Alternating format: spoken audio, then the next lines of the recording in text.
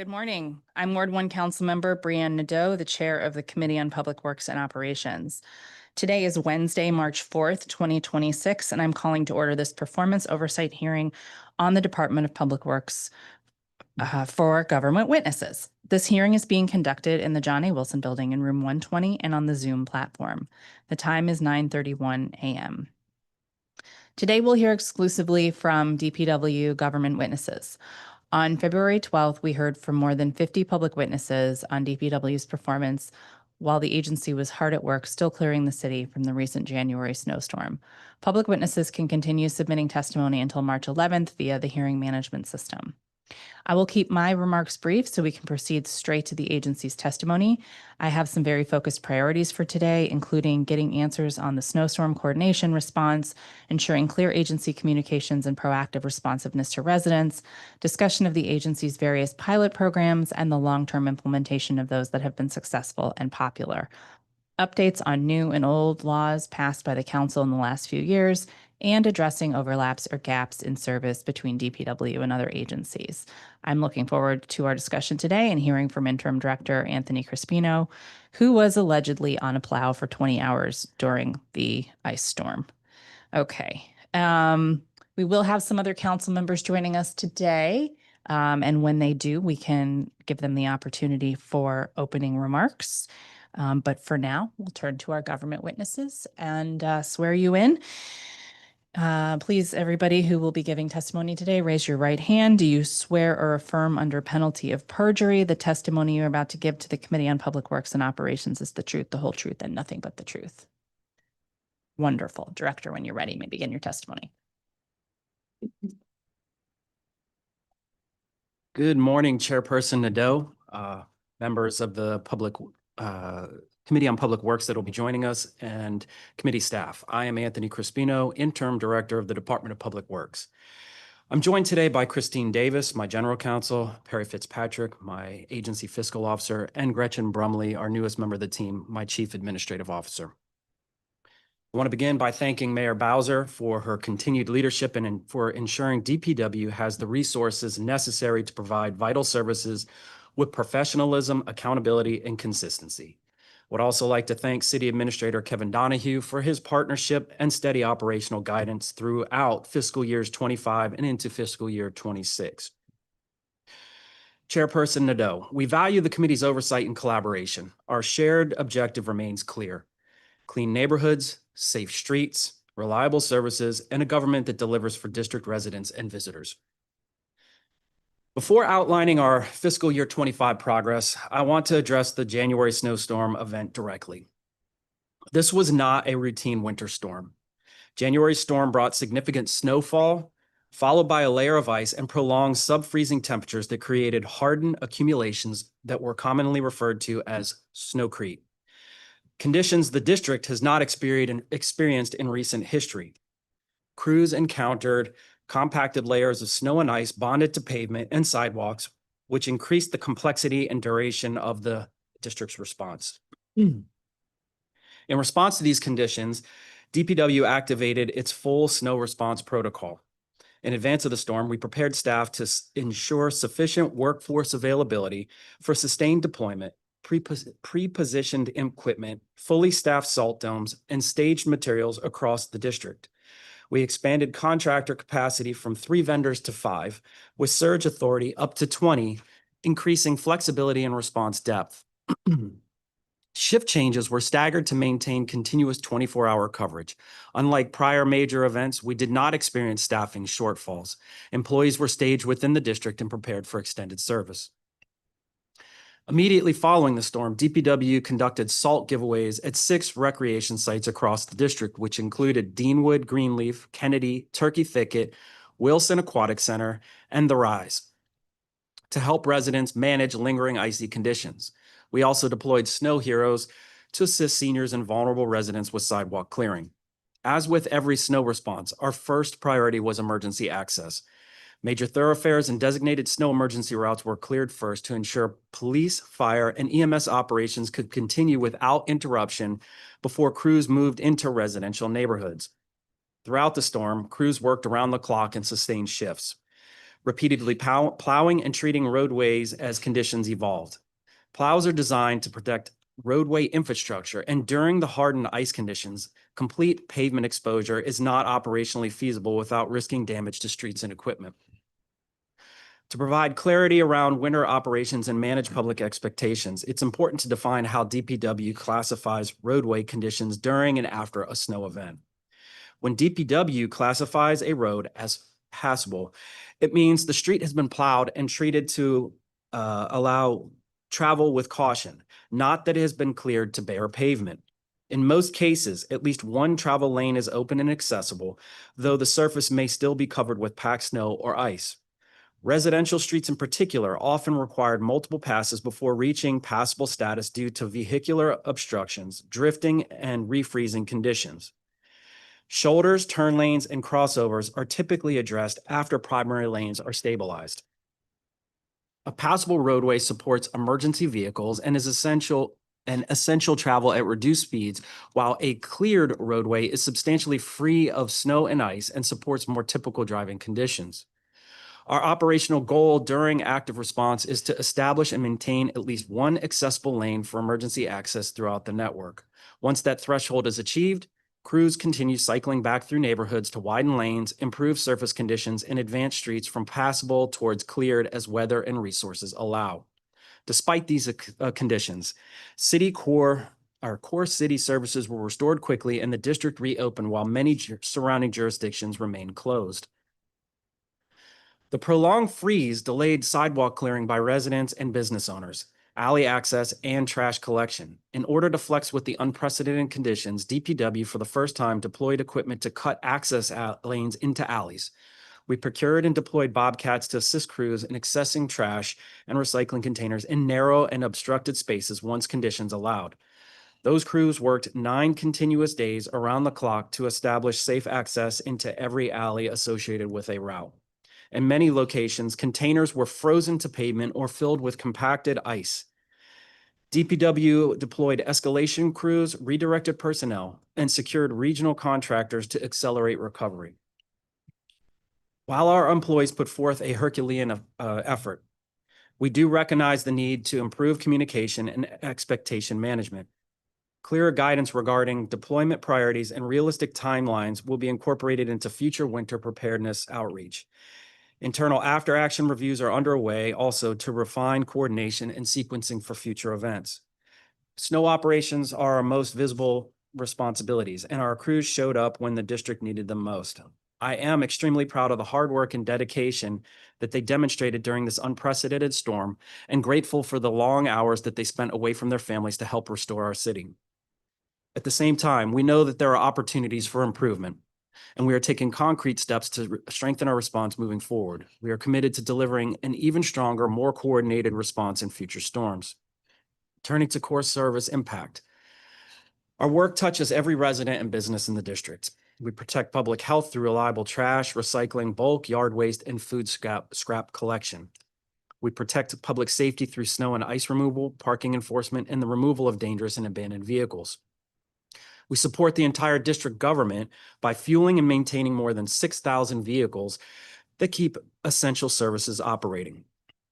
Our workplace is the street grid and alley network.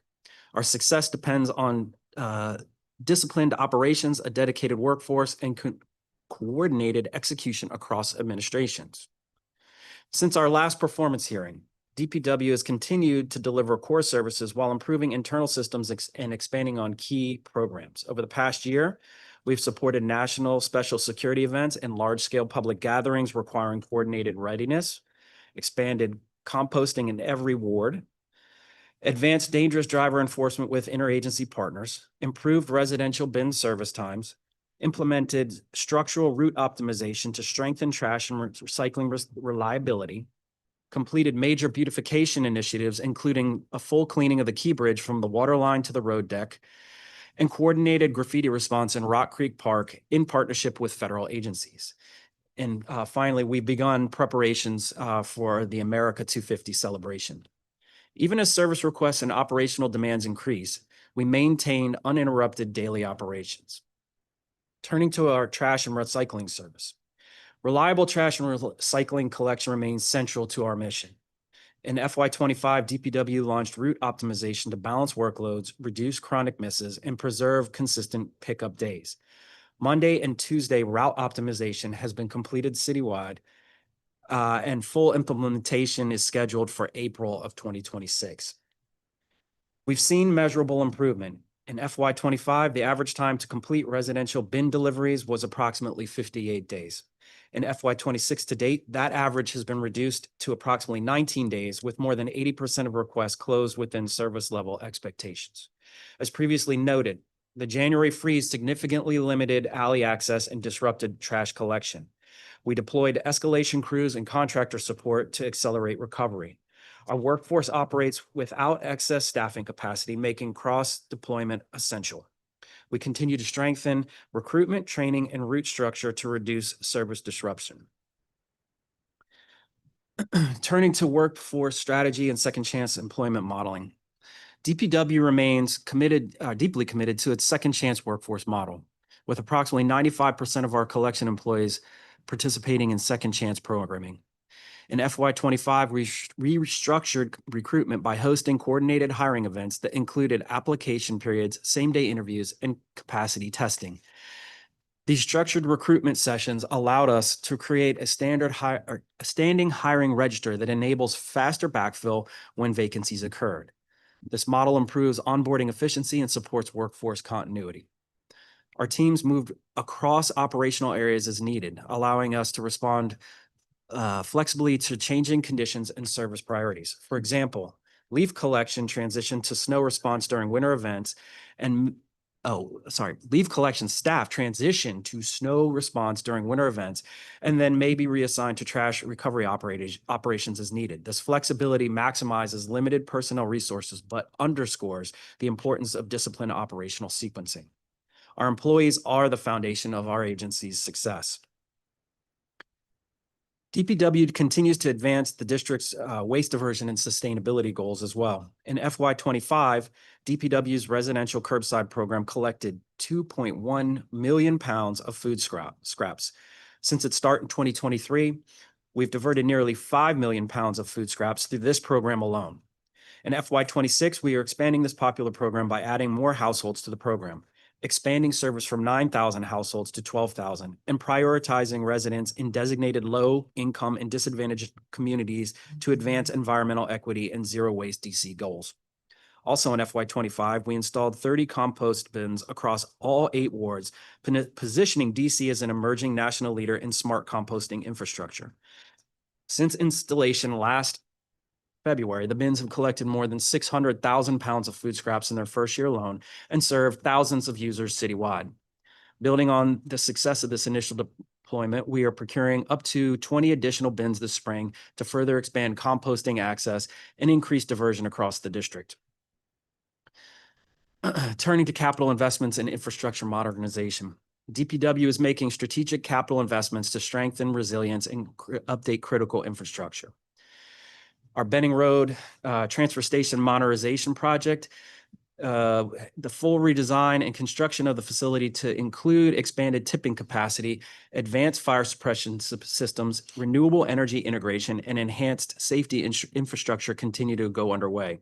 Upon projected completion in 2028, the facility will be positioned to meet the district's long-term waste management needs while improving operational efficiency and safety. We've been continuing to make improvements at our Fort Totten facility to include installation of the industrial shredder to reduce bulk waste volume prior to hauling, decreasing disposal trips and associated costs while increasing metal recovery for recycling. At our W Street facility, which is where we house the bulk of our garbage trucks, consolidation of administrative and collection facilities currently split across locations to improve coordination, operational efficacy, and overall service delivery are underway. DPW is still also implementing Kronos, an automated time and attendance system that strengthens accountability, improves visibility into overtime, and standardizes time reporting across the agency. This system responds directly to oversight recommendations and helps us to better manage staffing resources while reducing unnecessary overtime costs. Turning over to parking enforcement and traffic safety initiatives. DPW's Parking Enforcement Management Administration, or PEMA, plays a critical role in promoting traffic safety and protecting curb access. In FY25, more than 1 million citations were issued, over 4,000 vehicles were booted, and more than 2,000 vehicles were impounded. In addition, 556 high-dollar scofflaw vehicles were removed from the district's streets. Through expanded license plate reader deployment in close coordination with DMV and MPD, DPW continues implementing the Steer Amendment Act by identifying and impounding qualifying vehicles.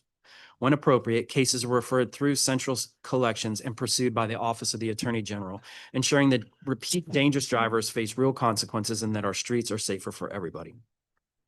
Fiscal stewardship and operational accountability. DPW remains committed to strong fiscal management and operational accountability. Over the past year, we have embedded oversight into daily operations, so accountability is proactive, not reactive.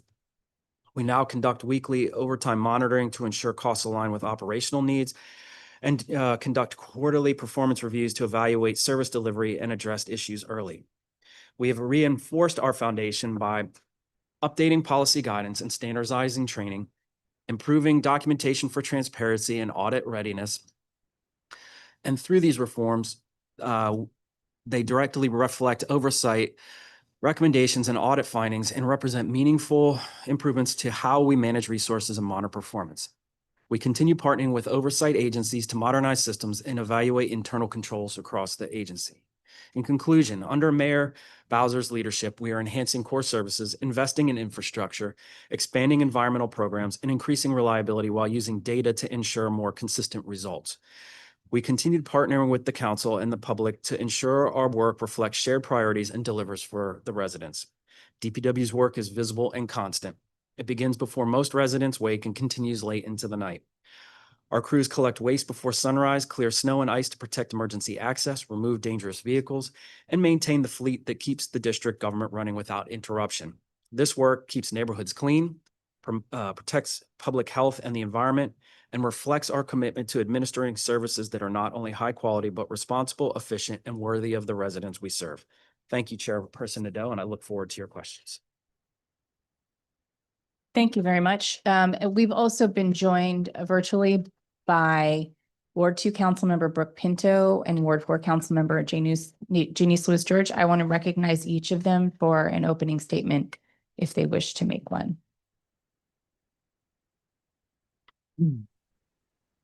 Councilmember Pinto. Great. Thank you so much, Chairwoman Nadeau, for holding this hearing. Director Crispino, thank you for being here. And thank you to our public witnesses who testified, I know, on a different day, to share your experiences and ideas. I think today's performance oversight hearing comes at a particularly pertinent time, given the recent snowstorm and the aftermath of all of DPW services that many district residents experienced or didn't experience, especially when it comes to snow removal and then trash pickup. I'm looking forward to talking with you today, Director, about what could have gone better and what takeaways you're taking into the future as we have additional events. As the council member for Ward 2, I have many residents who live in residential alleys, including in Snow's Court, Hughes Mews, and Naylor Court, just to name a few. And given that these residences are in alleys, many of my constituents expressed that their streets were never cleared by DPW or other contractors. We heard from older residents that they were completely stuck inside since they couldn't remove the snow themselves, and that the city never came to plow either. This has been a yearly problem for our residents who live in residential alleys. These neighbors should not be denied city services because their homes are on non-traditional streets. Additionally, there was significant confusion over the plan for alleys going into this storm. The executive put out statements clarifying that alleys are the responsibility of residents, not the district. But a few days later, some alleys were being cleared by bobcats, and additional statements were made that the city was handling alleys this time. And so there was a lot of confusion about who was responsible for what. While the clearing was mostly appreciated, I want to learn more about how that decision was made, why it wasn't communicated, and which alleys were prioritized. Another topic I'm eager to hear the agency's response to is around concerns of staffing. We all know that proper staffing at DPW and for all of our public works is critical, not just for snow events, but also for the daily operation of our city services, including trash, recycling, and compost collection. And I want to learn more about what challenges the agency is facing with regard to staffing and possible legislative solutions so we can be a more active partner and start making progress towards fully staffing the department, which is again, just vital to our most basic city services, most important. One particular challenge and area of focus in Ward 2 is a lack of parking enforcement. I also want to raise this up as residents of Georgetown report that there are frequently out-of-state vehicles that are parked all day long on residential streets without any enforcement, preventing residents from being able to park near where they live. I look forward to hearing more about what DPW's plans are for increasing parking enforcement across the district and what the department needs to make sure that this happens. Additionally, I want to hear more about the department's rat mitigation strategies, including thoughts on my recently introduced RATS Act, which seeks to mitigate the district's rat problem by ensuring that trash is properly stored and picked up. So thank you again for all the public witnesses, not only who testified at this hearing that Chairwoman Nadeau had a couple weeks ago, but who wrote into our office, who called, who came to events to share your experiences with the snow event, your concerns around trash and leaf pickup, so that we as a city can work to do better. Thank you very much. Thank you. Councilmember Lewis George. Thank you, Chairwoman Nadeau, and thank you, Director Crispino, for being here today. But most importantly, I want to start with thanking the hard-working men and women who work at DPW, who have one of the toughest jobs in this city, who have to show up when others don't have to show up. And so I want to thank the hardworking men and women of DPW first and foremost. The Department of Public Works has a really tough job. And when services run smoothly, most residents never think twice about it. But when they don't, the impacts are immediate and deeply felt. Unfortunately, my office hears every single day from Ward 4 residents who are frustrated, confused, and increasingly discouraged about the reliability of the basic DPW services. Let me start with leaf collection. Year after year, residents on the 4400 block of Colorado Avenue Northwest, the 700 block of Taylor Street Northwest, the 14 to 1600 blocks of Buchanan Street Northwest, and West Beach Terrace Northwest report being missed. In some cases, 311 requests are closed without resolution, and one resident reports being missed for 15 years and paying out of pocket for leaf removal. Those are things that are not acceptable. When the same blocks are missed every year, that is not a one-off oversight, that's a systemic issue. The same pattern is playing out with trash and recycling. Across Ward 4, from the 800 block of Tewksbury Place Northwest to the 1400 blocks of Leagate Road Northwest to Spring Road, Quincy Street, Upshur Street, Iowa Avenue, and beyond, residents are reporting missed pickups, debris left behind, cans broken during collection, and illegal dumping that goes unaddressed. We are hearing about trash sitting for weeks, about 311 tickets closed without service ever being delivered, about residents being told to contact DPW directly, only to see no improvement. These failures also compound existing challenges, especially rodent infestation. When trash is left in cans spilled into alleys or are not collected at all, it creates a public health issue. And when public trash cans in places like Lorenzo Allen Park in Ward 4 overflow because they are not serviced frequently enough, it spills into surrounding streets and neighborhoods. Snow removal raised similar concerns in Shepherd Park, 16th Street Heights, Fort Stevens, along Missouri Avenue, Tuckerman Street, Roxborough Place, and the 800 block of Tewksbury. Residents reported streets and alleys left unclear for days, and many 311 requests were closed without action. Others were told to submit a request for categories that do not appear to exist, or to repeatedly submit requests for the same issue to ensure it was taken care of. We also heard from seniors and residents with mobility challenges, whose cars were buried by plows, effectively trapping them in their homes, and at the same time, pedestrian infrastructure, intersection, curb ramps, and commercial corridors like Kennedy Street and Missouri Avenue were not consistently cleared, making it unsafe for those who rely on walking or transit. The overarching theme is residents in Ward 4 feel like they are shouting into a void. They are submitting request after request only to see tickets closed and problems persist, and they do not feel heard and they do not see accountability. These are core city services, the trash collection, leaf removal, snow plowing. These are not luxuries, and they are basic functions of government. And when we fail to address them, they lead to cascading issues like growing rodent challenges. Ward 4 residents deserve reliability, transparency, and a system to work. So today, I hope we can get clarity on what is going wrong, how it is being tracked, and what concrete steps DPW is taking to restore trust and deliver the consistent services for our communities they deserve. I want to commend DPW on the work they have done for zero waste. As you know, Ward 4 leads in composting and doing the work in that regard. I want to thank DPW for the work they've done with the STEER Act. Accountability for drivers who are putting our community at risk is necessary, and we see that work. And I want to thank Director Crispino, who whenever I email, whenever I call, he answers, especially even when I'm directly connecting him with a constituent, you answer. So many of these issues are systemic issues when we raise them that our community is feeling. It's not because I don't believe this director cares deeply. I know that on your own, you spent 12, 14 hours yourself on a plow, working day and night and doing the work. But I do think we have to ask the questions of how we can deal with what the systemic issues are. What does it mean for staffing, and how do we adequately staff or support our workers so they feel supported? What it looks like for us to continue to do the work to improve basic city services, and what systemic changes will actually get us there. And I think this is an agency that has made significant progress, but as it relates to transparency and communication and a trust from our constituents, we do have work to do, and I'm excited to work alongside you to get that work done. So thank you, Councilmember Nadeau, and I look forward to diving into the questions today to figure out how we make our city work better for DC residents in Ward 4 and throughout the city. Thank you. Thank you, council members. We're going to do 10-minute rounds of questions.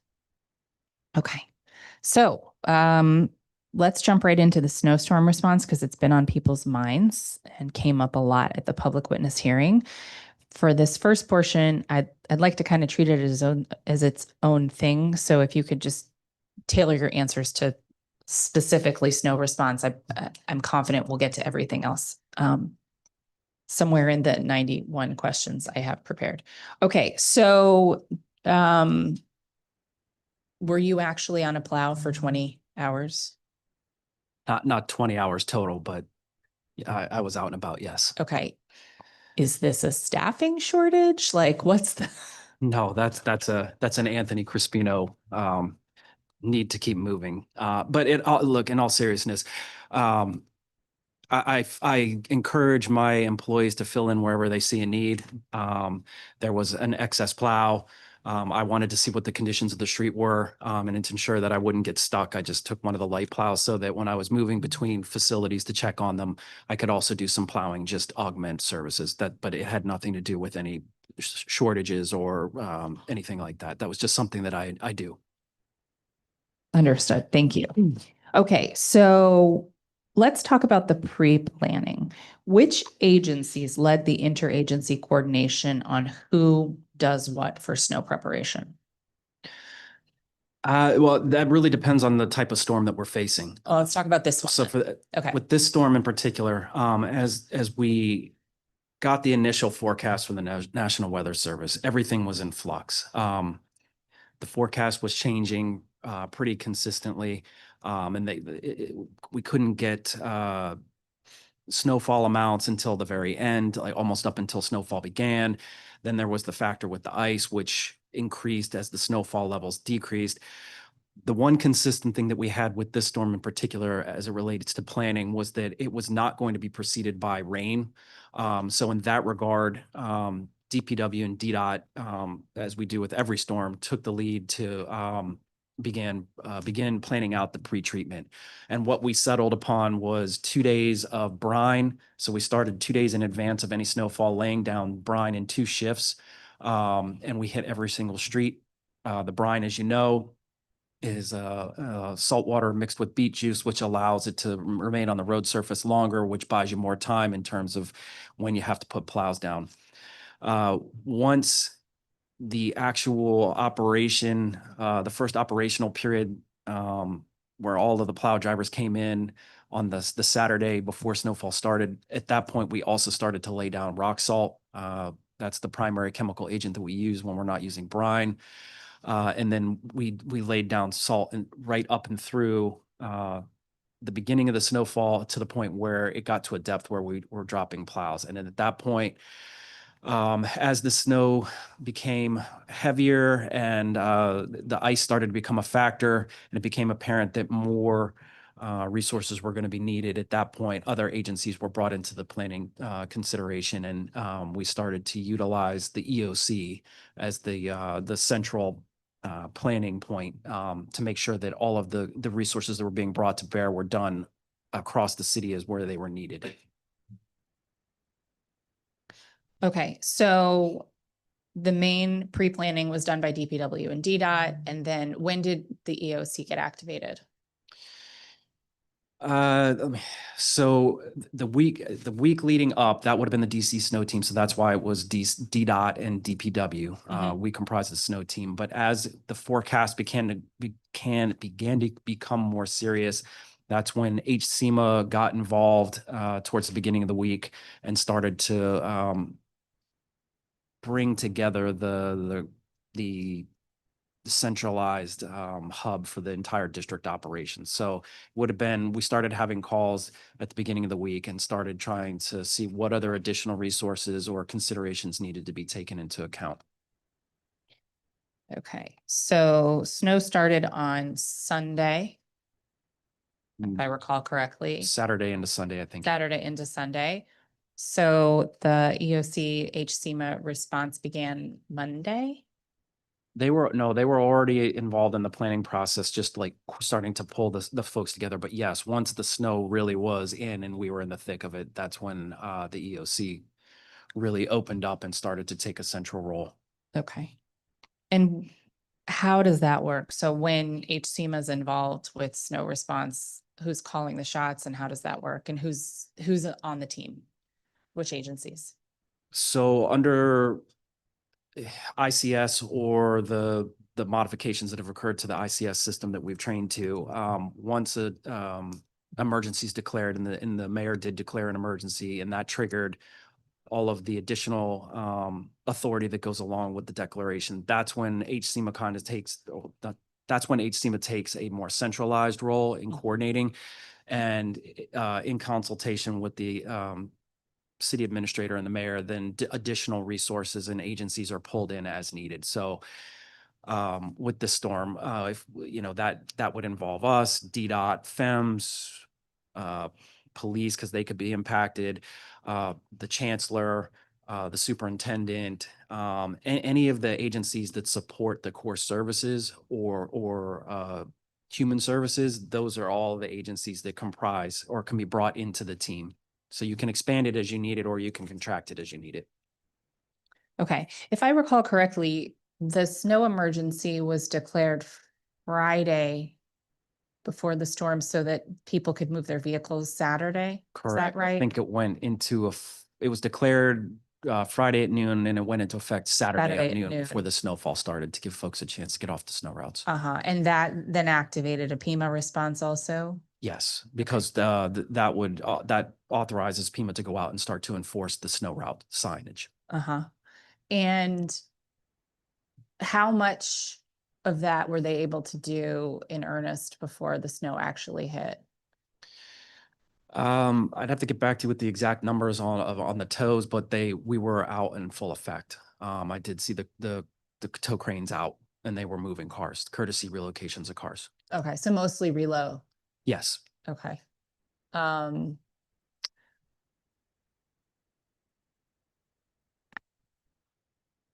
you talk about how the main routes were split up for removing snow and ice and what was prioritized in the first 48 hours? So under the snow plan, you have the national highway system. That's under DDOT's purview. This all runs along at the same time. It's not that they're prioritized one over the other. And with them, the goal is to make sure that the district stays connected to our regional partners. So that would be the Commonwealth and Maryland. Then the DC snow team, the city is broken up into 14 zones. DPW has zones 1 through 9, and then the remainder are DDOT. And that covers the main arterial roads, and then it moves into the residential streets.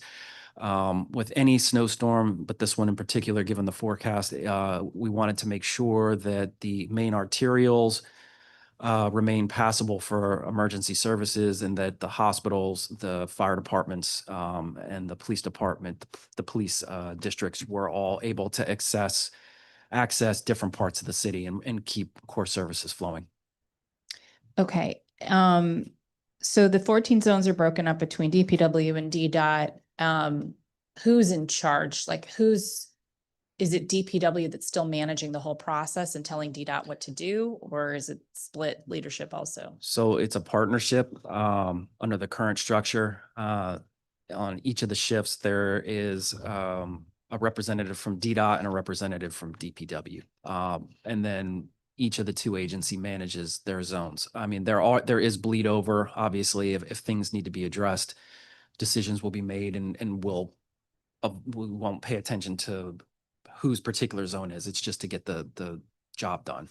And are those zones in effect the entire emergency and snow removal process, or at some point does it all revert back to DPW?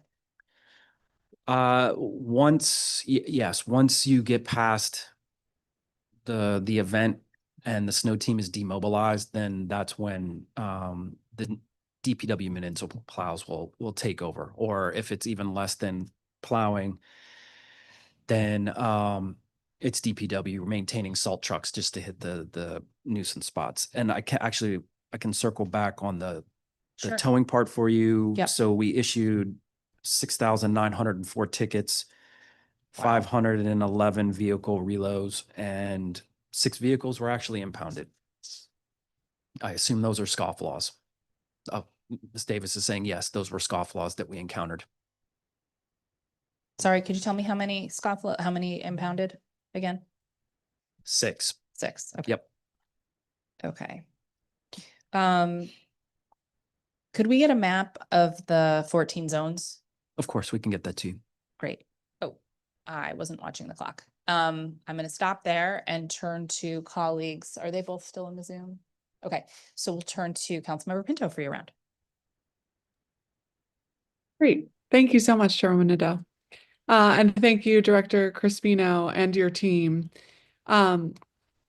So I guess starting with the snowstorm, now that we are a little bit through it and thinking about how certain areas were prioritized, what would you say are some of the biggest lessons learned that we can adjust for next time? Well, I think in your opening, you brought up a valid point. I think we do need to take a look at the zone maps because as the city has evolved in terms of construction and development, to your point, there are now areas that have houses on alleys that didn't facing into the alley. So that actually, I guess, in essence, has become the main thoroughfare for them. The maps need to be updated to ensure that we don't have any more relapses of essential services as you've discussed, because we did field complaints about them and we were responsive as best we could under the circumstances. But we need to take a look at that.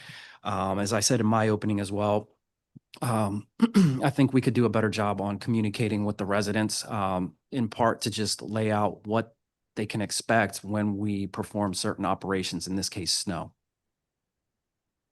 Okay. Do you think that we should be contracting earlier with other smaller plow companies in the event that there's a large storm coming that we don't have the capacity with our own fleet? Well, I mean, we did contract. We actually went to OCP, and as I said in my opening, we expanded the contracting capability from 3 contracts to 5 to ensure that we had sufficient plows on hand. I think you're starting to touch upon what I think what was one of the bigger issues with this storm in particular. As the forecast evolved, typically a 6 to 8 inch snowfall, that's not a big deal in the mid-Atlantic. Typically the storms that we experience, we get the snow and then within a day or two, we're back up to like 40, 45 degrees where everything starts to melt and our plows are just pushing slush. Unlike that, in this case, and I think I said it in some of my pre-storm interviews, the snowfall wasn't my biggest concern. It was the potential for ice, and that forecast didn't start to gel until the very end of the pre-storm period, and then the prolonged sub-zero temperatures. At a certain point, the rock salt that we use becomes ineffective. I think it's below 20 degrees. It really doesn't have much effect. So then you have to rely upon the plows, and with the sub-zero temperatures, anything that melted during the day, it refreezed into the snowcrete, and then the plows became ineffective, in particular the light plows. Okay, so I guess if a similar level of snowstorm was coming, there's not something on the contracting snowplow side that you would recommend doing differently.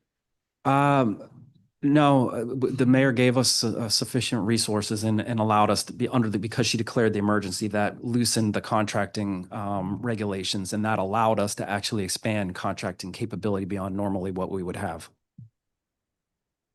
Okay, I guess I'm wondering if we had sufficient resources because of the delays and how long it took to get to certain piles of snow, but I'm watching the time click down. Where are you on staffing numbers, and what's the plan to or what are some of the challenges that you're finding with staffing As it relates to the snowstorm or just in general? in general? Well, and I'm sure we'll get to this once we move off of snow, but I do have some staffing issues that I acknowledged at the trash roundtable in our collections division, and that's specifically related to employees that are on FMLA or other protected leave classes. I believe it's approximately at this point 25 employees, which works out to 8 crews worth of employees that are not available. And not available for how long? It depends on their medical condition and the terms of their FMLA agreement with the district. So you mean at any given time, there are 8 crews worth of employees who are on leave? Correct. And how many crews do you all have total? I believe 57 at most on our heaviest days. Okay. And has that always been the case, or you've seen that trend go up in recent years? No, it's been pretty consistent. At least in my tenure, it's been pretty consistent. It may be an increase over past years. I'm not 100% sure. I could figure that out for you and get you numbers. Okay, thank you so much. I'm just trying to think of how else we can try to help bolster staffing and ensure that there are always enough people to handle the intense workload that we have. Have there been changes to shifts, hours of operation? In which regard? If, for snow or across the board? Across the board, I'm thinking like mostly for trash and recycling pickup, for the hours of a shift that someone is on shift for. No, the shift is defined by the CBA. And that has been consistent. I'm sorry. That's been consistent. That hasn't changed recently. No, it has not changed recently. Okay. I will just raise a kind of niche issue that I've heard recently, that crews have been saying that it's too far to go back to get water for the trucks when they're doing street cleaning. I'd heard that in years past, they were able to access fire hydrants. But now, because it's too far away to go back in the middle of the shift to get additional water, some of the trucks are just kind of blowing up the dust on the side of the road. So I just wanted to raise that's been shared, and some of the crews have shared that with neighbors. In terms of parking enforcement, and parking is a challenge for residents across the district, I want to specifically highlight what we've been seeing in Georgetown, which has the most visitors of anywhere in the city. Last year, Georgetown had 12 million visitors. And residents continue to report seeing out-of-state license plates and cars parked on the streets all day long, which, you know, is bad for turnover for all the businesses, but also residents can't find any parking. And frustratingly, many of them feel as though there's no parking enforcement, which then, you know, makes them feel like, why are they following the rules if there's no enforcement for those violating the rules? So I wanted to first make sure, as we've talked about, that that's on your radar as a priority area, but also ask if there are any plans to ramp up parking enforcement in Georgetown. So yes, the parking issues are always at the forefront of my mind. I receive, as you can imagine, I receive emails all the time from residents about issues like ROSA, RPP, other related issues as well. So we recently, within the past 6 months, put out a new class of parking enforcement officers. I believe it was 20 in that class. So they are on the streets. I believe we have vacancies. We try to wait until we have a certain number of vacancies because with the PEOs, because they're enforcing parking and regulations, their training is more extensive. It's about a 3-week process to put them, 6 weeks process to put them through the class to ensure that they're ready to actually issue tickets. So when we have that next tranche of vacancies that will support our class, we'll put them through training as well, or put the vacancies out and then hire and put them through the class. Okay, and will some of them specifically be assigned to Georgetown? We can work with you, Mr. Gaither, and Mr. Moore can work with your folks to see if there are areas where we need to adjust the deployment to address the issues that you're bringing up. Okay, thank you so much, because this has been one of those things that I hear about pretty much on a daily basis for years. And so want to make sure that we are kind of adjusting strategy there. And then in terms of trash pickup, I know, again, this is an issue around the city, but as you think about optimization and filling some of the gaps, how many complaints are you receiving every day for missed pickups on average? I'd have to get back to you. I don't know that statistic off the top of my head. I can get that. We can actually pull that from the 311 data. We do receive a number per day. Some of that is related to delayed routes where it's not actually a missed collection. It's just the truck hasn't come through at the time that folks expect it to. Some of it is attributed to crew performance, and then some of it is just a particular crew that needs to be retrained or addressed. Okay, and then when it's not just a delay, when it has been missed, from a process perspective, how do you then adjust to ensure it's not missed again? Because I'm particularly worried about areas that are missed regularly. And then, you know, weeks have gone by in certain cases where no trash has been picked up. So under those circumstances, we have the I have the collections manager speak with the route supervisor. The route supervisor is to address the crew. If that doesn't correct the behavior, we have started to move into discipline. Okay. Well, I am over time for this round. Thank you so much, Director Crispino. Look forward to continuing to work together to fill some of these gaps, and thank you and team for everything you do. Thank you. Thanks, Look Chair. forward to it. Councilmember Lewis George. Thank you. I first want to start around trash pickup. For example, at the 800 block of Tewksbury Place, residents report problems with trash pickup and then trash spills. What oversight mechanism? I know you talked about oversight mechanisms in your opening.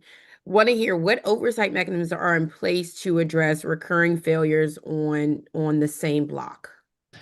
So that's a great question. And it comes down to supervisory oversight. The way that unit is structured, the crews are overseen by grade 9 supervisors. Those supervisors are overseen by 12s. The expectation of the agency is that if there is a problem on a particular route and it keeps reoccurring, that supervisor needs to go out, speak with the crew, and then go run the route and observe to see where the issues are and then propose corrections. If that's not taking place, my expectation is that the 12s will deal with the 9s. If that doesn't work, well, then the collection manager needs to deal with the 12s. Got it. Illegal dumping continues to be a significant issue across Ward 4. I noted some of the locations that have just been really hard, like Leagate Road and Spring Road, et cetera. What is DPW strategy for illegal dumping enforcement and prevention in chronic hotspots? So we have our sweep inspectors who are out in every ward, and they are reporting back issues as they encounter them or when they're speaking with residents. Residents are entering those types of incidents into 311, or the sweep inspectors are also proactively doing it. Once it's in the system, we then have a program analyst over at Sweep who puts out a daily assignment list to our escalation crew. And the escalation crew is running anywhere from 14 to 25 of these a day. Just depends on the severity of the amount of material. But the Sweep is really supposed to be proactively identifying where we're having Chronic. trouble. Yep. Okay. And where are we on sweep inspectors? How many do we have, or do we have any vacancies in our sweep inspectors? Yeah, go ahead. Oh, We currently have 27 sweep inspectors with 8 vacancies. With 8 vacancies. Okay. And so staffing, I guess, could be or not be, is not necessarily the issue. Is really just ensuring the hotspots are ones that are continuously taken care of, or mitigation is happening as a result of the continued dumping that occurs in those areas. Yeah, unfortunately, yes. For instance, we have a spot over on Ward 8. The resident reaches out to me we go clean it, we remove several tons of material, and then she emails me back and is like, hey, it's happened again. And we just keep hitting it. We have Sweep put out cameras. Sometimes we're successful at capturing the images of the folks that we can refer to MPD for prosecution. Sometimes we're not. Okay. I wanted to hear whether that was happening as well, just a idea of trying to catch repeat offenders, especially. Oh, absolutely. Absolutely. Okay. When trash pickup is inconsistent for weeks at a time, as residents on our 13 to 1400 block of Leagate experience, what are residents supposed to do with their household waste? So again, under the system, the 311 request that puts an entry in that holds us accountable.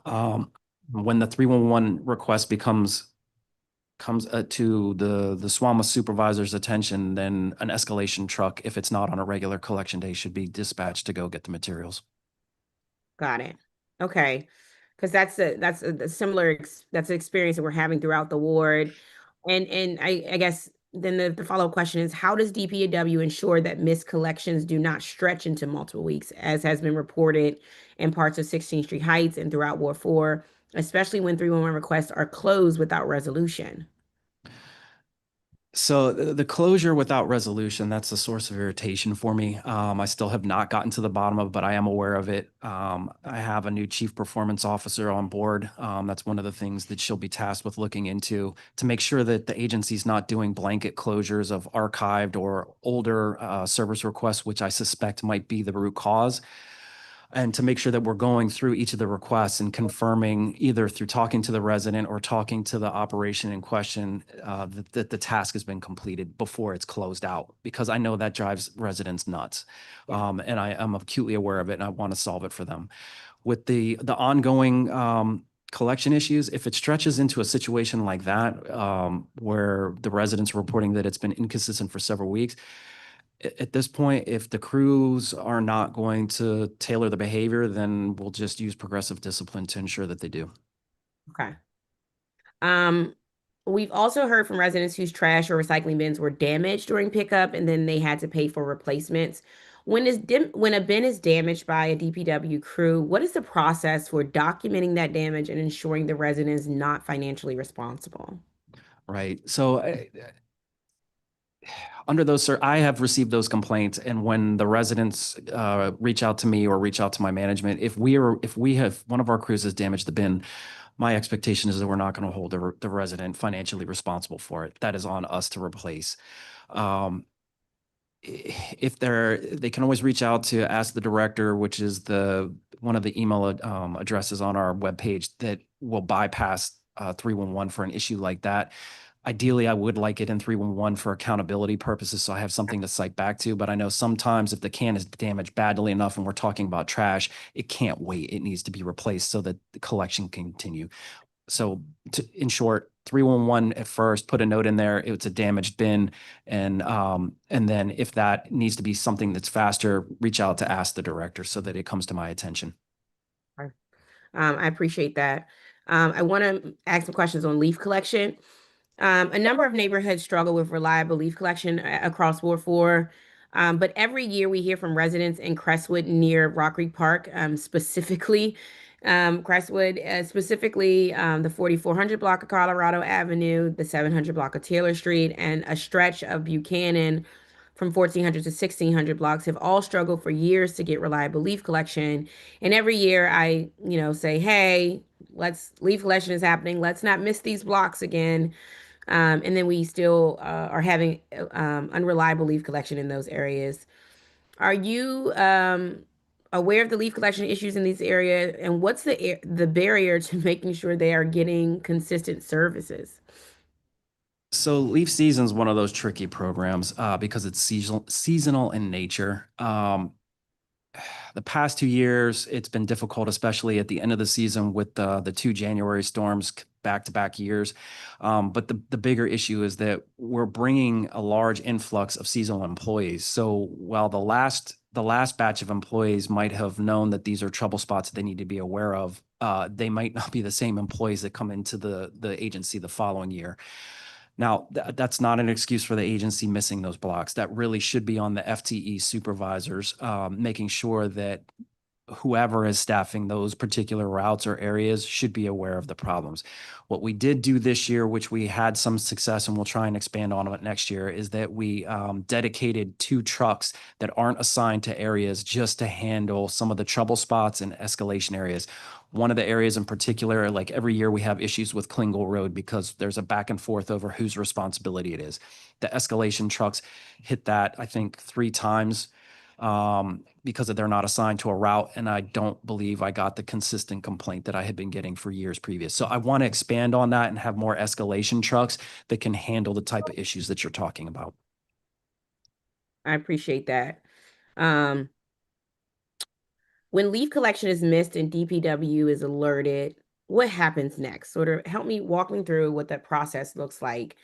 Once they've hit an area and missed an area, how do you all route and cruise back to those areas? And I guess I wonder, when does the situation rise to the threshold that DPW sends staff out to pick up when a collection is missed versus prioritized in the next round of pickups? So as we're going through a particular section, so let's say it's section A, as we're getting to the end of it, we are monitoring the number of service requests that are coming through, and the escalation trucks that I'm talking about, as the crew is getting ready to jump to section B, the escalation crew will start to go back on a daily basis and hit the service requests and try and get them within the SLA. If there are enough service requests at the end of that section, then what we try to build in a day or two into the schedule to have a couple of crews go back and knock that out. Unfortunately, with the weather, the past 2 seasons, it has not been as successful as I would have liked. So we do need to take a look at that and tweak it moving forward. Okay. I've run out of time on this section. Thank you, Councilmember Nadeau. Thank you, Councilmember. You sticking around for a bit? Yeah, one more round. Okay, great. We've been joined by Ward 5 Councilmember Zachary Parker. Councilmember, recognize you for an opening statement if you have one, and then a 10-minute round of questions. Thank you. I'm going to bypass the opening statement, but obviously DPW plays a very important role that touches all district residents. And I would also like to acknowledge that it's been refreshing to have a director or acting director take ownership and speak to getting to the root cause of issues versus what sometimes happens is a level of gaslighting, like, oh, there are no issues. So thank you. That has been noted. I believe a lot of snow-related questions may have already gone forward, but I am going to ask a few. Can you just describe how the agency treats pre-treatment before a big storm? Like in terms of how many routes are covered, how many times do crews go out before a big storm is anticipated? So with this storm in particular, because we knew that it was going to be a combination of snow and ice, we wanted to make sure that we got as much pre-treatment down. So unlike other storms, with this one, we did 2 days in advance of the snowfall, laying down the brine, and we hit every route with the brine. Once we had completed brine operations and the first formal shift started on that Saturday before the snowfall, then we went back through with the rock salt and laid a layer of rock salt down. That continued up until we reached a depth of snowfall where we had to start plowing. And when you say brine, what exactly is that the same as rock salt or no? No, so brine, the brine solution that we use is a 2-part liquid. It's essentially like saline mixed with beet juice, and the beet juice, on some jurisdictions, you'll see 5 white lines. That just means that they laid down the salt water. Ours is more of a brownish color, and the reason it's brown is because that's the beet juice. The beet juice is sticky. It holds the salt in place. So you want to brine first if you can, because if you just throw down rock salt too far in advance, the rock salt, you'll see it come off the truck, it bounces. Then cars drive over it and they powderize it. If you throw it too far in advance, you've just wasted all the salt because it gets pushed to the sides. And that's why you see in the gutters, sometimes you'll see a large amount of white. That's the powderized rock salt. So that's why when we can, if there's no rain preceding the snow, we want to brine first, then lay down the salt. And is that the status quo, that you brine and then salt? If we can, yes. And after the storm, has that protocol been adjusted at all? Should you have brined twice or salted more than once? No, because we unlike other storms, we did brine twice. We did 2 consecutive days where normally we would only do one day, 12-hour So you shift. brined twice 2 days in a row. and then salted once. Well, continuous salting. We salted all throughout the storm. Okay, I'm not following. So 2 days before the storm, Yes, crews went out once to brine with the solution that you're mentioning. correct. And right after that, did you salt or you brined again? Nope. The brining stopped. Once the precipitation starts to fall, you don't lay down the brine. So I'm just trying to get a sense of what actually happened. So you brined once and then, or it sounds like you brined twice and salted once. Started salting, laid down salt before the snow started, but then even once the snow continued to fall, we continued salting. So we went back with continual applications to the point until the temperatures dropped and the salt became ineffective, which is about 20 degrees. And when we were having nighttime temperatures of -3, which wind chill anywhere from there to 10 degrees, there was no point in throwing the salt at that point. No, that is I guess what I'm getting at is we have heard messaging that this was an unusual storm, and I think many can recognize that, given how the temperatures dipped, as you're referring. Has the agency adjusted its internal protocols in case we have a storm like this again? And what I'm hearing is perhaps you haven't. I follow what you're saying. The only thing that I'm aware of that could change, I know some jurisdictions use it, but I think Maryland, one of the jurisdictions in Maryland was using something like liquid magnesium. We don't have the capability to put that down. And it's extremely expensive from what I understand, but that works at a lower temperature, whereas the rock salt stops being effective around 20 degrees. Some of these liquid mixtures that you can acquire will work well below that. But no, we haven't had an opportunity to look into that yet. Okay. How does DPW engage with other agencies to strategize on snow removal for access ways, especially those in wheelchairs and other modes of transportation? So when the snow team is activated, all of the members, we have calls usually every 4 to 8 hours, depending on the severity of the storm. And those issues come up and are discussed. Okay. I saw, and it was heartbreaking to see many videos of individuals in wheelchairs in the roadways because passageways were not cleared for them. And so this is something I'm also following up with DDOT, just how do we more urgently address this as part of our initial protocol when there is a big snowstorm coming? So in DC, we don't experience these types of storms very often. Other jurisdictions, as I understand it, that have more frequent large snow amounts, they plow more often, so their drivers are more adept at techniques. It's something that we can look to see if we can actually fold into our training protocol, whether that's pushing the pile past the curb cut, or if there's a technique that we can bring in somebody from another jurisdiction to teach our drivers how to maneuver the plow to avoid piling it in the areas you're talking about. Because to your point, once those piles were in place and then the temperatures for over a week dipped to sub-zero, that stuff froze and it was just in place. Yes. So I agree with you. We got to look to see A if there's a way to very pivot. specific Ward 5 issue, the 2800 block of 25th Street Northeast. I'm going to say that one more time. The 2800 block of 25th Street Northeast, for the past 3 years, they have been flagging and asking for that block to be included in DPW's snowplow map. And every year we receive confirmation, yep, you're there. And every snowstorm, they're skipped. Okay. We have flagged this for DDOT. I'm flagging yet again. I'm not sure what needs to be adjusted, but the 2800 block of 25th Street Northeast had to acquire their own snow removal crews because, as you alluded to, by time the city got to it, it was ice and residents on that block was stranded. I do want to, in my remaining time, get to some other topic areas, but let me just ask this on the snow issue. Sure. It was my understanding that the city contracted out or brought in other individuals to assist with snow removal. Can you just speak to the scale and how normal that is for us to contract out for snow removal? So we contract out quite a bit, even on smaller storms. The district only has so many municipal plows and drivers.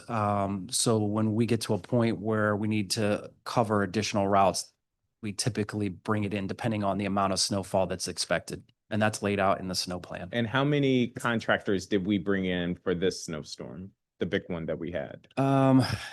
I think a lot. It varied. I know at certain points during the heaviest part of the snowfall, there were several hundred pieces of Several equipment. hundred. Several hundred pieces. And do you have a sense of the price tag that is associated with that?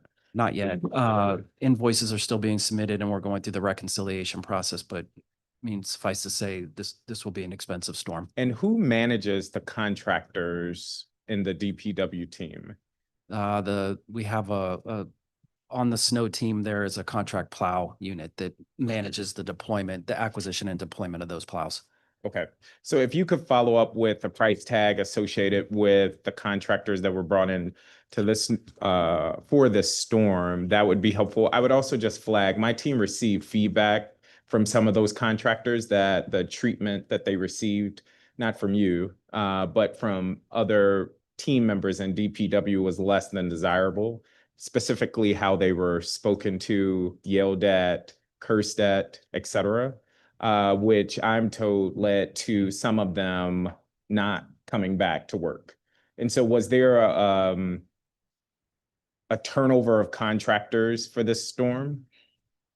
Not related to the circumstances you're talking about. And I would like to speak. Yes, I'm happy to follow up. And in fact, I believe I shot an email, but I will follow up again just to share the name of the individual that the contractors flagged in particular. I would appreciate that. Doesn't seem to align with agency standards. That is not agency standards at all. Okay. Final question. In my last 20 seconds, there was a lot of confusion about alleyways and who actually is responsible for clearing the alleyways. Once and for all, do you want to just clarify? So the alleyways are the responsibility of the residents. What we undertook. Many residents were really surprised to hear that. The alleyways are the responsibility of the residents. What happened in this circumstance, because we wanted to try and get ahead of the issues that we predicted with the snow and the ice related to trash and recycling collection, we brought in bobcats to the alleys that were cleared. were alleys that were directly on a route. 60% of our collection routes in the district occur in alleyways. So to ensure that the crews could safely access, this wasn't clearing them, building to building or curb cut to curb cut. This was just the width. It should have been the width of the machine so that. Is that standard protocol that you will clear alleyways so that crews can do trash collections? No, this was a first time. Understood. Okay, so it is residents' responsibility. Yes. Okay, I just wanted to clarify that. Thank you. Thank you, council member. We've also been joined by our Ward 3 council member, Matthew Fruman. Council member, you'll be recognized for an opening statement if you wish, and then a 10-minute round of questions. All right, wonderful. I think I'm going to forego the opening statement. I think I have to believe everybody's happy about that. And get into questions, although I guess there's a preface to the questions. And I grew up outside of Detroit, as did a different part of the city than Councilmember Nadeau, but been through a lot of storms. Actually, storms, like it was a happy day when there was a big storm because I could go out and shovel driveways and make more money than that seemed like a lot of money at the time. I've never seen anything like this. I mean, the snow, the mix of snow and ice, the temperature, and this was a gargantuan challenge for you all to face. And I get it. And it was relentless because it lasted 4 weeks. So also giant challenge. Still, everyone, and maybe you most of all, would feel like there are things we could have done better. What sort of after action process do you have to do an evaluation of what are the things that you could do better next? So immediately preceding the storm, once we got to a more stable place, my chief performance officer arranged a meeting with the executive team where we came together over the course of a couple hours and talked through what we thought worked, what didn't work. And we're going to start to implement some of the suggestions that were brought up. But larger than that, I believe that there is a citywide after action or hot wash that's in the works, and that the larger district government will talk through what worked and what didn't work and how we best improve. And is the expectation that that will result in some sort of a report? Because I think there is, I do think that the challenges were enormous, but I also think there is a level of dissatisfaction. And so there is a hunger for some self-recognition of this could have been done better, that could have been done better. So do you expect that report to be public? If HCMA undertakes the after action, my belief is that there would be a report associated with that, so that the agencies had something to work off of. Okay. On the contractors that Councilmember Parker was talking about, I'm hoping you have a list of potential contractors at the ready so that you can immediately go out. Is that the case, and how long is that list? Yes, and as I testified a little bit earlier, with this particular storm, given the circumstances that we thought that we were going to face based on the evolving forecast, we worked with the Office of Contract and Procurement to increase the number of available contractors from 3 to 5, and I think there was ability to flex beyond that. But initially, there was a core group of 5 to work with. 5 companies that may have had a number of different subcontractors, correct? I mean, it was a fluke, and we haven't. The last time I remember a storm that was anything like that was 1996, where my wife was pregnant with our youngest child, and it was right around the due date. So I'll never forget that one. It doesn't happen often, but boy, do we have to be ready when it happens with a good list of folks to go to. I had constituents reaching out to me all over the time, and in the first days of the storm, giant challenge. I found myself going out to different places, and I'd go to a street that folks had complained about and think a plow couldn't go down there because the risk of damaging the cars parked on both sides would be too high. But maybe there's a different piece of equipment that could go through there. So what kinds of capacity do you have to respond to those narrow streets, which there aren't as many narrow streets in Ward 3. There are narrow streets with parking on two sides in other parts of the city. How are we thinking about being ready to deal with those? And to what extent did we have damage claims that flowed from trying to go places where we couldn't go? Starting with the damage claims, I'm not aware of any claims at this point. That'd be under risk management. It's possible that in the course of trying to go down a narrow street, we may have had incidents. I'm just not aware of them, but we can find that out. You do bring up a very valid point. And going back to Chairperson Nadeau's initial question, I mean, I was out in a light plow because I wanted to see whether or not some of the assertions made by the drivers were in fact correct, and also to try to explore some of the complaints that the residents were bringing up on the narrow streets, and some of the issues that the drivers were raising were valid, especially on the narrow streets. Like I think I particularly went to Snow Zone 4, which is like Columbia Heights, Mount Pleasant. And those are some very tight streets and they have double side parking. There were a couple times where I was creeping because I was very nervous that the plow was going to rip a side view mirror off or damage a car. And I think under those circumstances, given that we will probably face storms like this again, the street sizes aren't changing, the parking situation isn't changing, we do need to have the vehicle control officer over at Fleet look and see if there's different types of smaller plows or equipment that can get in those areas more readily. But then also at the same time, when I was out doing that, some of the complaints we were getting from residents, and it's understandable, people want things to go back to normal, but we received like, well, this street's normally two-way and now it's only one way. So I tried to go out and see if there was any way possible to get just a little bit more space on the plowed areas. And I was able to maybe increase the width of the road by an inch or two, but anything beyond that, I put it at risk of damaging our equipment and their vehicles. So it's a challenge. I mean, it's a challenge, but anticipating the need for light plows, I think, is part of the long-term answer. And you also face a thing, you go in and try to widen it and you plow in cars that have just been dug out. There's a price to be paid for that as well. So I hear you, but it's going to happen again. So thinking about how will we be in a position to do better, it may be physically, we can't get to all the way where people want us to be, but we can certainly do better. Early on in the storm, I felt like the administration's got to tell people these alleys are not going to be clear for a long time. And actually, maybe you did better by not doing that, because then you came up with the Bobcat solution, which was creative and I fear very expensive, but needed to be done. And that was a way around it.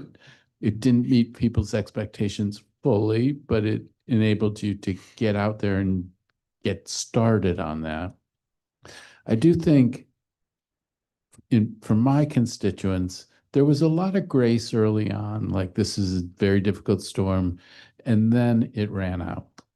And it ran out as trash and recycling pickup lagged, but even more so was spotty.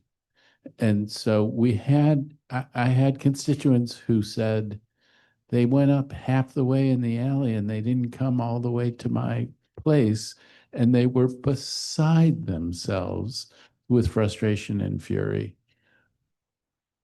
I get that folks could have gotten exhausted, but why did that happen? And what can we do to keep that from happening again? So you're right. Look, the Bobcats was a creative idea. We were cognizant that we needed to do something to get a jump on this. The chairperson and I not this January, the January before, she and I were out in the alleys. because we had a similar situation, not as widespread, but a lot of those alleys, they don't get sun. If a car drives through and the snow gets compacted, it turns to ice, it stays to ice. The reason why you were seeing some of the alleys being half done is the crew went in with the truck. Either the truck slid. We had one where the truck got stuck. The driver got out to go see how he got stuck. He immediately slipped and broke his ankle. Under those circumstances, I can't force them back in the alley. The union said it's too dangerous. They don't want to go back in the alley. At that point, the only option that I have is offering voluntary overtime. But again, under the contract, it's voluntary. If they don't want to take it, they don't have to. I can't force them to go in there. And I know that that's not a perfect answer, but those are the circumstances that we're facing. It even got to the point where I got on the back of the trucks. I got supervisors on trucks to try and just catch up with the backlog. I think what really set the cascading effects in this storm into motion, we weren't any different than some of the other jurisdictions on the Eastern Seaboard. New York suspended trash, I believe Philadelphia suspended trash, Baltimore. So in addition to having been at the end of a slide week, we get the snow, we suspend trash, then the trash really starts to pile up. And then at that point with the ice, the other thing that we were experiencing too, and this goes to the spotty collection, because I personally experienced when I went out on the truck, is that some of the cans were literally bonded to the surface, and it took 2 to 3 people to even get it loose. And if it didn't, we were afraid that it would rip the can in half. And then cans that had lids left open, they filled with water. That water over the course of the sub-zero temperatures froze. So the can went from being 100, 150 pounds to 500 pounds, and it exceeded the lift capability of the truck. There was no way to dump it. And it literally, we had to wait for the thaw to go back and collect it. I know that doesn't get you to where residents want us to be, but those are some of the things that the crews were facing. I mean, I hear you, and I am very grateful to the work of the crews, and I am actually understanding of how exhausted they could have become. I was exhausted. I mean, I was up all night responding to emails. My team was. Somehow there was a breakdown in performance as we went into weeks 2 and 3 of the nightmare. And I don't know what you do to try to turn that around. I'm well over time, but that in the after action, thinking about how we avoid that in the future, I think is a key thing. A different day, I'm going to reach out to you to talk about an alley off of Broad Branch Road that has gone back and forth in terms of whether it gets coverage, but I'll do that a different day. Thank you very much. Thank you. And thank you, Chairperson Nadeau, for indulging me in going a little over. Thank you, Councilmember, for joining us. Okay, so I think it's back to just me and Councilmember Louis George for a bit. We'll see who else joins. And I'll move on to my question number 3. Okay. I think we've sort of circled around this a bit with the various members here. I want to talk about communication and miscommunication, and specifically in the first 72 hours. It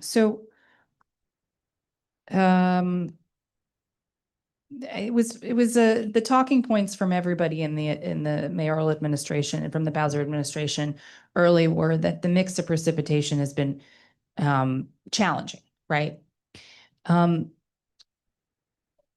I was told on January 27th that the snowcrete, ice, et cetera, were breaking the light plows, and that was impacting both the municipal plows and the contractors. And some of the plowing delays were attributed to those challenges. Is that true? Were some plows being broken by snow and ice? So it's 2 parts to that. Okay. So it's effectiveness and it's breakdowns. Okay. When you run equipment like this, especially under these circumstances, you're going to have breakdowns. We did. But at the same time, we had fleet on working in shifts along with the actual operations folks. So in terms of, I think what you're getting at is catastrophic failures. There were not many catastrophic failures. Okay. There were a couple, I think with the smaller plows where I don't know if it was user error or if it was a combination of user error plus the snowcrete just overwhelmed the capacity of the plow. The plow got pushed too hard and it it had damage enough where it was not able to be Usable. used for the rest of the storm. Okay. But that number was significantly small. Okay. In terms of the overarching fleet, most of the stuff was being turned around in fairly quick order. I think the bulk of the problems that we were having was actually like malfunctioning salt spreaders and things of that nature, which are fairly easy to fix because it's an addition to the truck. It's not something like the transmission or the engine. Okay.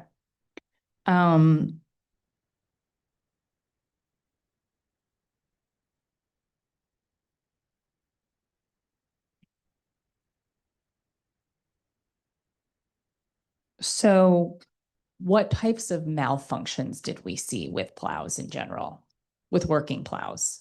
I mean, it ran the gamut. Again, spreaders. One of the issues that we ran into because of the sub-freezing temperatures, the trucks were loaded with salt, and then the salt froze in the hopper. So some of those trucks the salt had to be broken apart so the truck could be unloaded, and then the mechanics had to make sure that all of the feed systems were able to come back online. We probably did have some plow issues where pushing against the snow created either through the plows out of alignment or messed with the hydraulics, stuff like that. Okay. I believe there were a few cases where some of the plows had issues with either larger components like the engine, electrical systems, or the transmissions. Were light plows able to move this mix of precipitation?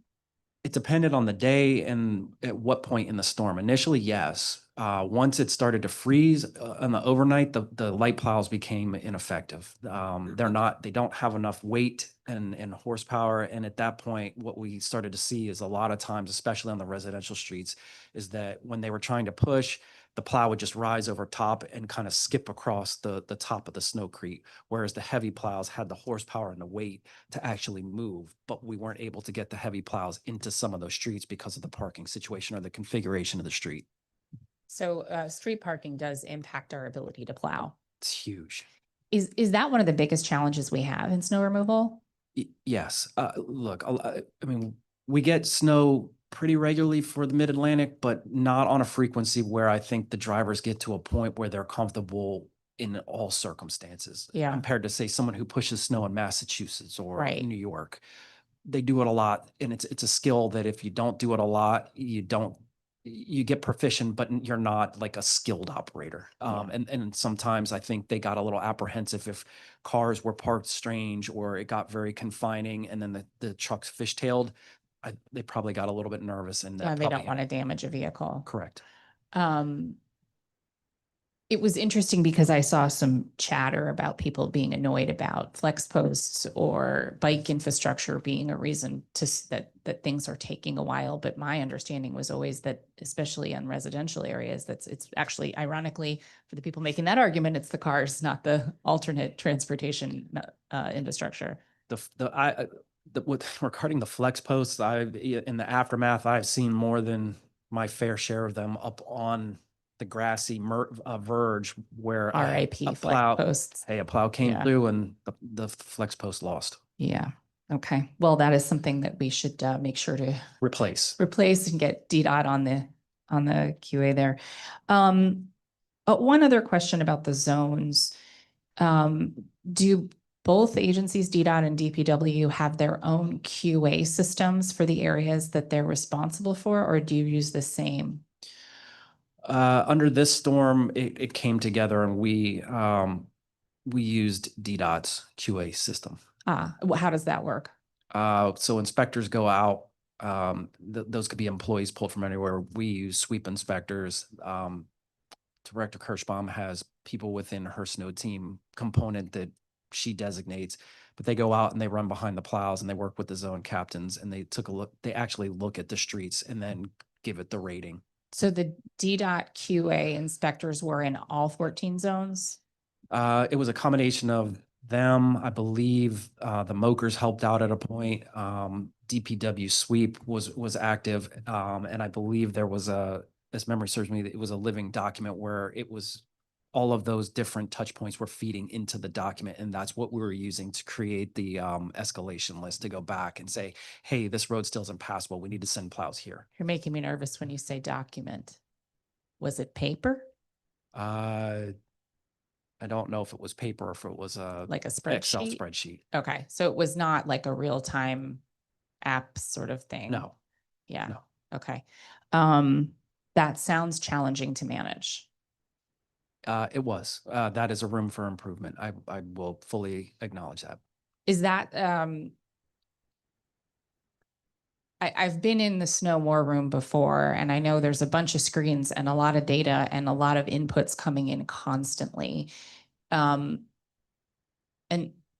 how does the snow management team receive that information as it's coming in, and how does that relate to sort of the QA process we were talking about just now? With this storm, given the length and the challenges associated with the type of snowfall, a lot of it was being discussed on the snow calls, and then the spreadsheet was being updated and circulated. Okay. And I know the city administrator's team played a role in this storm too, a pretty active role. How did that overlay with what else was going on? So the assistant city administrator worked with me and Director Kirschbaum and with analysts from HCMA to help aggregate and better refine the results from the different data feeds from the different agencies so that we had a working list to make sure that the working list was actually accurate. And that's how they leverage that capability.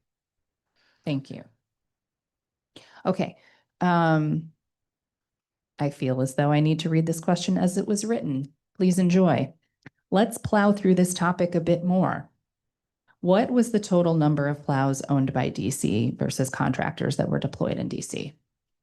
Bear with me because I have the subject matter expert here. Excellent. We like subject matter experts at oversight hearings.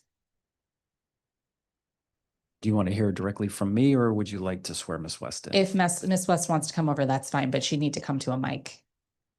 It's up to her. Or you.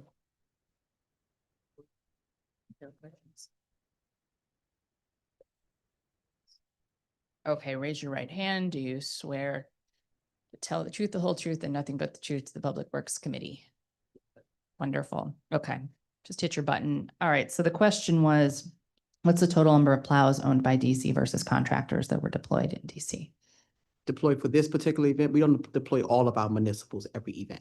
Okay, and how many is that? So for DPW, I need a capacity of, let's see, I need a piece of paper. Oh, okay. I'm sorry. Perry brought the big calculator. He breaks that out twice a year.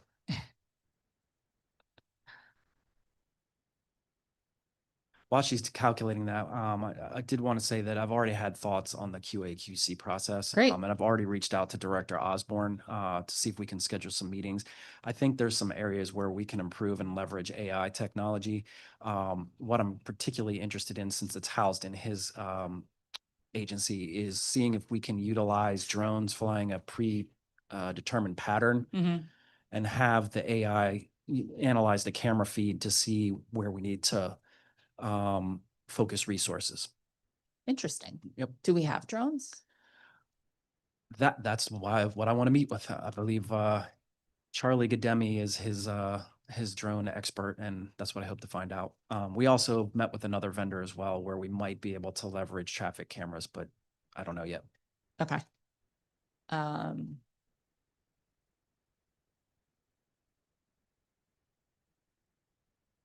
Yeah. Amy's is still here, right? Okay. I'm just going to let her answer this and then I'll switch. Yeah. Yeah, he's there.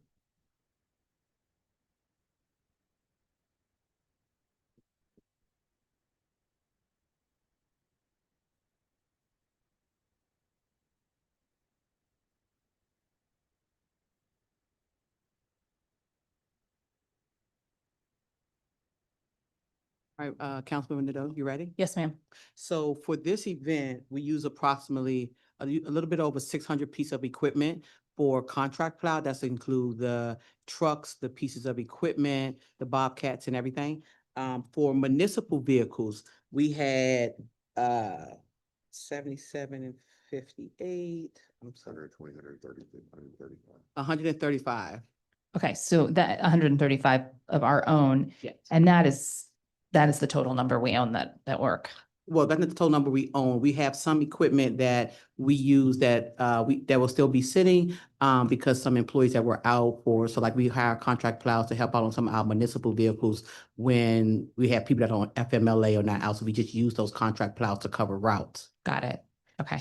And we do that with every storm, despite whether it's a big one or a little one. We have some contract plows to assist with municipal routes. Okay, great.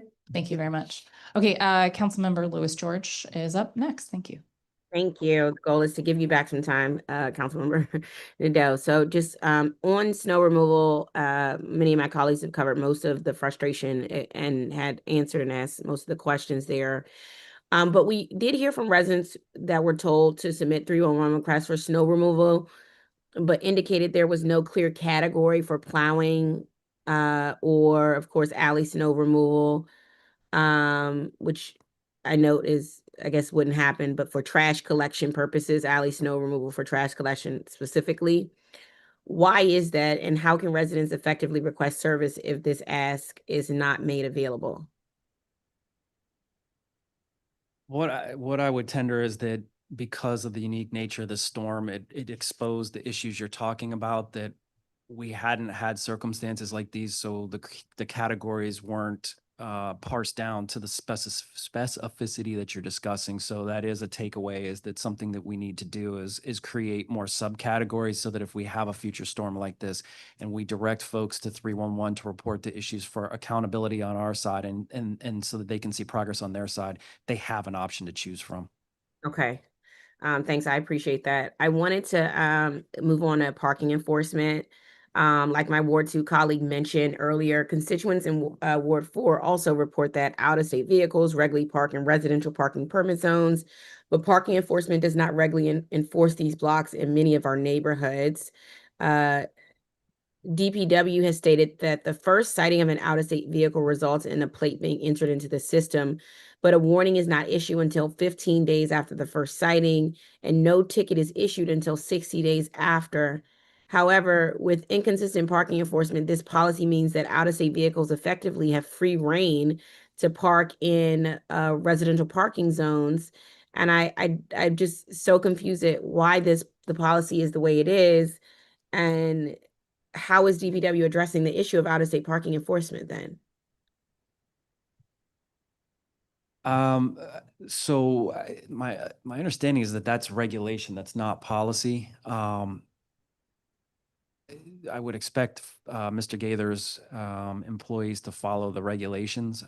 If there are specific instances, I'm happy to work with your office to see what we can do about addressing that. But yeah, I agree with you, right? Residents should have the ability to park in the district. And my expectation is that the PEOs are out and about on every shift enforcing the violations that they come across, to include what you're discussing. So I'm happy to sit down with you, with Ms. Davis, and I just figure want it to out. make sure the system works the way it's supposed to. So, for example, also my big sister, throw her out here, who yells at me whenever, for whatever reason, she also thinks I work at DPW. And she says, like, oh, if our cars are left parking and it's street sweeping, we get tickets all the time. But if oftentimes there's out-of-state parking vehicles on their street that have been sitting there for forever, and they do 311 requests, those vehicles never get enforcement, never get tickets. So she feels like, oh, well, district residents get enforcement, but non-district residents get no enforcement. And I think she's frustrated with this particular issue, which is why it takes us so long to enforce out-of-state vehicles parking on resident parking permit zones. But with the same swiftness, residents who don't move their vehicles on their blocks for other municipal purposes are ticketed and enforced right away. I'm happy to meet with Mr. Gaither and figure out internally what we can do to address this, to quell the appearance that district residents are taking the brunt of parking enforcement, and that out-of-state visitors are not. Yeah, because the issue of out-of-state and out-of-zone vehicle parking is especially rampant around schools and near schools. And I was wondering, has DPW considered more regular enforcement around schools? Yes, we frequently get input from residents about schools, particularly when it comes to drop off and pickup areas, and we try to address them. We try to keep the schools as a priority as best we can. Okay. A senior reached out to 311 no less than 5 times to report an abandoned vehicle on the 5300 block of First Street Northwest. He had to enlist his neighbors to sign a residential parking permit petition in order to get any resolution on this matter. What is what's the what is DPW doing to the issue of abandoned vehicles in a more timely manner to address them? So we have a unit that is specifically dedicated to investigating those vehicles. And when they come to our attention, they go out, make sure that they meet the criteria in the law. And if they do, then those vehicles are impounded, and then ultimately disposed of in accordance with regulations. Okay. I'll circle back on the issue that happened with the 5300 block of First Street, just because they were reporting it for so long and it still wasn't addressed. And they met the criteria for abandoned vehicles, which I did in my first year in office with legislation for abandoned vehicles. So I wanted to just understand that. I wanted to ask, what is DPW's role in ensuring, I know you all do zero waste, but what has come up, and I'm going to be asking DGS this particularly tomorrow. I'm going to talk to DCPS around our ensuring our government buildings can meet zero waste goals, particularly our schools. Actually had students who've advocated throughout that the schools would like to be zero waste, would like to do composting. And right now the city is only doing it in about I guess the student said about 5 schools. I don't know if that's a true number. But what is DPW's role in ensuring zero waste for our government buildings, particularly our schools? So the Office of Waste Diversion is responsible for ensuring that all of the components of the district meet the requirements of the law. I'm happy to put my special assistant, who actually comes from Office of Waste Diversion, to see what we can do to work with Director Hunter's team. Okay, great. That's going to be my ask, because I'm going to be pushing them to get our schools to zero waste, and wanted to see if DPW can reach out and be a partner to get that done, since you have effectively done a great job around our zero waste efforts. Speaking of our zero waste efforts, since the installation of more zero waste across the city, I'm really excited. Thank you so much for the amazing work around that area. What have we seen as far as the results of the having additional composting bins throughout neighborhoods? So that has been a great success, and it's one I will absolutely enjoy touting. With the initial bins that were out, I believe we've collected over 600,000 pounds of food waste just from the standalones. It's been so successful, and it's cost efficient as well. This fiscal year, I believe this spring, we are bringing on another 20 bins to augment that and increase the amount of scraps we're collecting. Now, of course, my seniors, once they saw the composting bins and started using them, they said, why can't these be the bins that we use for our trash so that we can keep rats out? Where is DPW on exploring a different safe materials for trash bins? Because residents are still complaining about the fact that their trash bins are often infiltrated by rats. Even when they replace them, rats come back and create another hole in them. I myself have experienced this myself. It's my husband versus the rats and the holes in our trash cans, which is quite hilarious for me to watch. But on a systemic level, how do we fix the issue around just the materials that we are using for our current residential trash bins and recycling bins, to prevent rats from being able to eat through them as frequently as they are?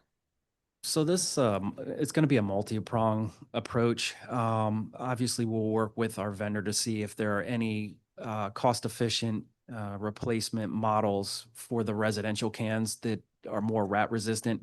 But then, in addition, as well, we've met with I believe the Rose Park Association, because in addition to the residential cans, if we don't also start looking towards how we address the public litter cans, Right. you're not taking That was away my all next of question. I'm glad you already seeing where I was going. mind Okay. link. All right, so if we don't take away all the food sources, we're not going to address the rat population. And we are in the process of working out a pilot program in Rose Park to see how well a big belly, that's the main manufacturer, but I'm not saying that's who we're going with, but a style of can that's enclosed and rat resistant would work. And if that is, how do we develop a strategy to start to obtain and deploy those? Because I will say I would love to put them all across the city, but they are significantly more expensive than the open top Victor Stanleys that we use now. But I Right. would like to find a way to get there. And for some of our park cans, I know DPW came out with some residents around at Larry Lorenzo Allen Park in Ward 4 particularly. But the greater issue is that I know that you piloted smart bins in other areas of the city. What happened with that pilot, and are we gonna have more smart bins in other wards in the city, particularly Ward 4, like Larry Lorenzo Allen Park, which should indicate that the trash needs to be removed? And isn't happening? Where are we with smart bins and expanding the pilot to permanent? I'm not aware of that pilot. That may have been something that either the bids or one of my sister agencies was doing, but I'm happy to figure it out because I am curious. I would love to see the results as well, so I can look into that for you. Okay. Thank you so much, Director. Thank you, Councilmember Nadeau. Thank you. Thank you. Right.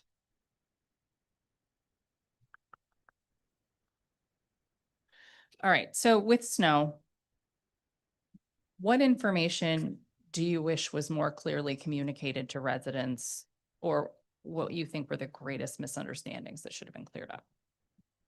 I would have to say it has to do with the conditions of the streets. This was, and I'll reiterate it. I know we've been reiterating it since the storm happened, but this was not a typical mid-Atlantic storm. We pushed snow as much as we could. And at a certain depth of snow, you literally just run out of places to put it. Which is why we resulted with the berms on the one-way streets. That's why we had the piles. To the extent that we could, we did engage in scoop and haul to try and remove it. But in that regard, it's tempering expectations as to what passable means. I think we probably could have done a better job of explaining that our goal is to ensure that, fire and EMS and other essential services can get about. And then as conditions permit, we would loop back and start to expand what we had done in the residential areas. But that passable does not mean bare asphalt. That's just not something that we can do. It's being able to get folks out of their homes, kids to school, seniors to their programming, businesses back open. So in future storms, it would be better communicating around that point. Okay.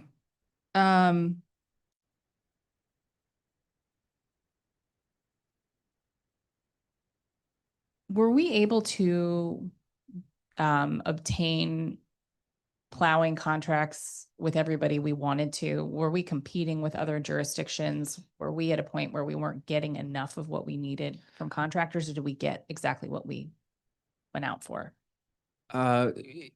Despite the difficulties we were able to expand to the 5 contracts.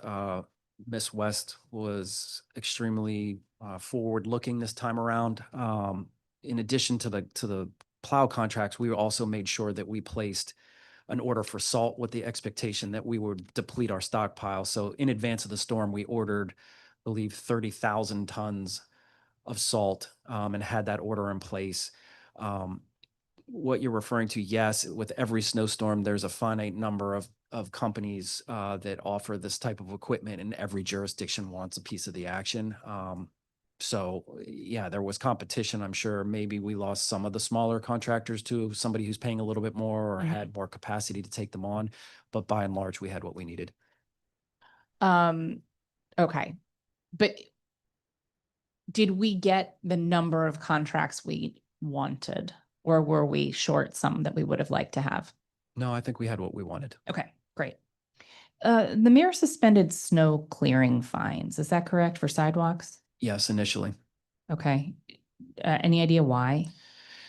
So there were two camps in terms of residents on this issue. We were receiving complaints from people who wanted their neighbors fined repeatedly.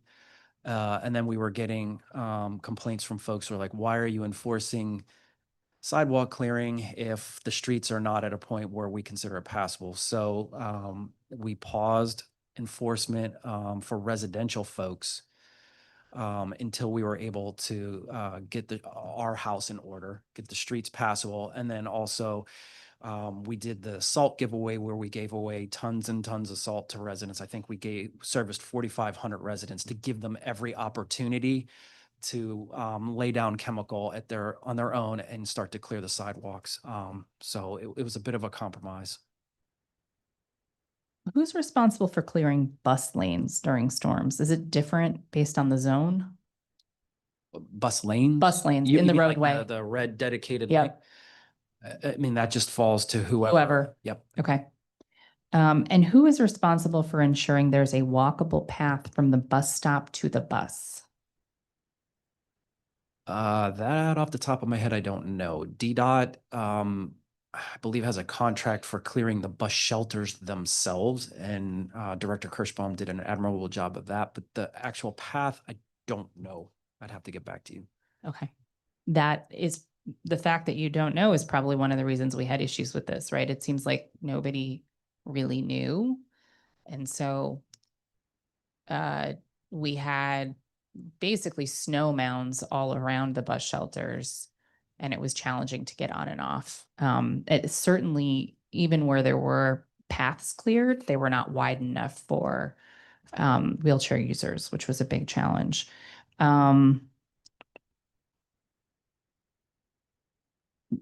We had some reports that DDOT was telling the public that DPW is responsible for removing snow and ice from bike lanes, and that was confusing to us. Who is responsible for bike lanes? DDOT.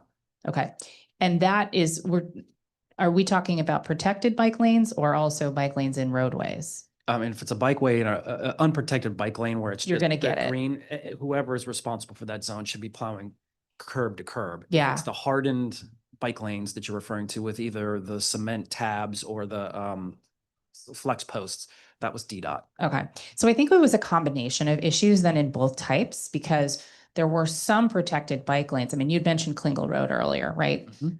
That one never got cleared. And I watched DDOT hand clear the Kenyon Street bike lanes, right? And so that inconsistency was a challenge, and would like to work with the sister agency on that.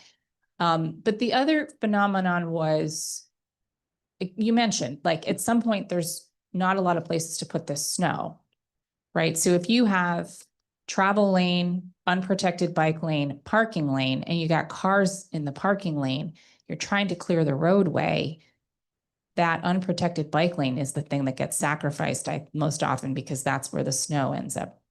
And I think we need to talk about the strategy there for complete removal, because it just was impossible to bike safely for weeks. So that just Agreed. flagging the roadway lanes as well. I think it warrants further conversation for sure. Yeah, and I'll give an example just to make it more helpful. You could say parts of 14th Street had that issue, parts of, 14th is a good one, I think, because you have a combination of things going on there. You've got bus lanes, you've got protected and unprotected bike lanes, and then you have the issue with the parking lanes. So maybe that could be a case study for future. Okay. Do you think DC government should claim some responsibility for sidewalk clearance in high priority corridors? It's tough. I don't know. I think it could warrant a further conversation. I don't have a particular opinion on it. I have to talk with my leadership about that to see where the dividing line between public property and private property meets and how that should be addressed. And public good, right? Right. Because this year you made a choice for the public good to clear alleys. Had never done that before. It's a question of like, what's the overarching priority. Okay, who's responsible for clearing the streets around public schools? I'm sorry, I said the streets. I did. The streets would be the zone, Okay, but if The you're referring to sidewalks the would be- sidewalks, DGS, yeah. and then I believe if it's a public charter school, that's Mhm. incumbent on them with their budget to manage their portfolio. And one of the challenges that we had, and I know our family dealt with this, was the route to school, right? So sidewalks, streets around schools, our kids' school organized a volunteer shovel effort to get the snow islands on the corners, because that was, of course, where the two plows converge, create the difficulty getting across the intersection. How does the decision get made to reopen the schools?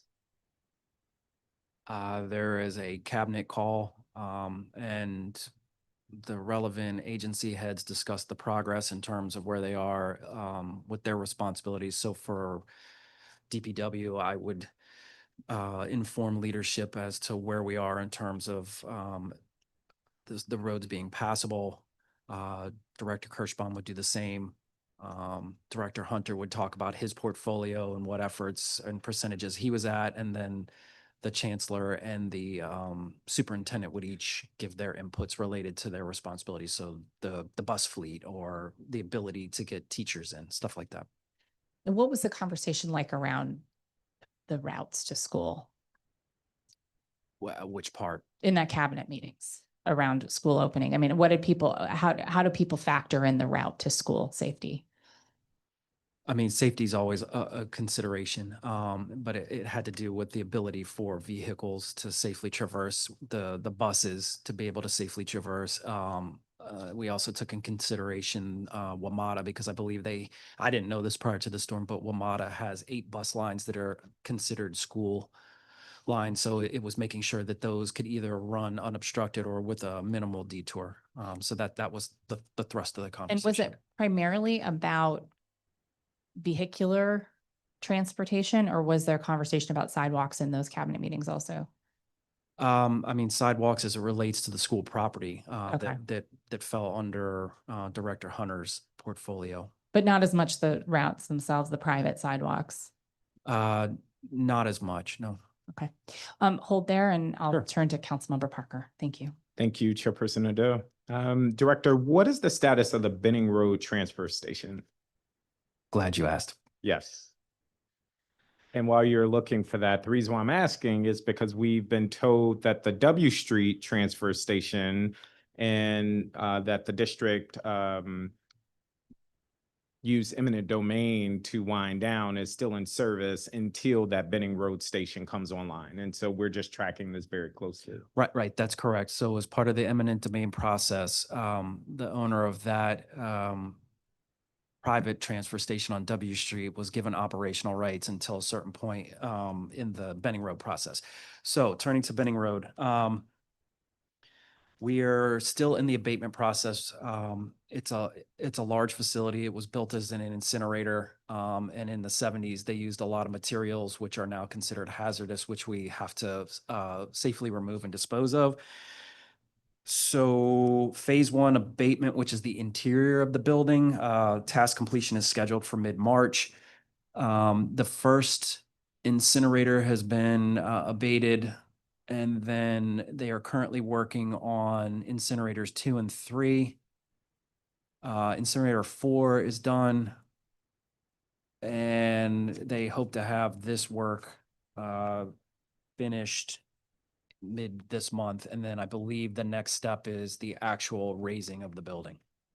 And when is it due to be delivered?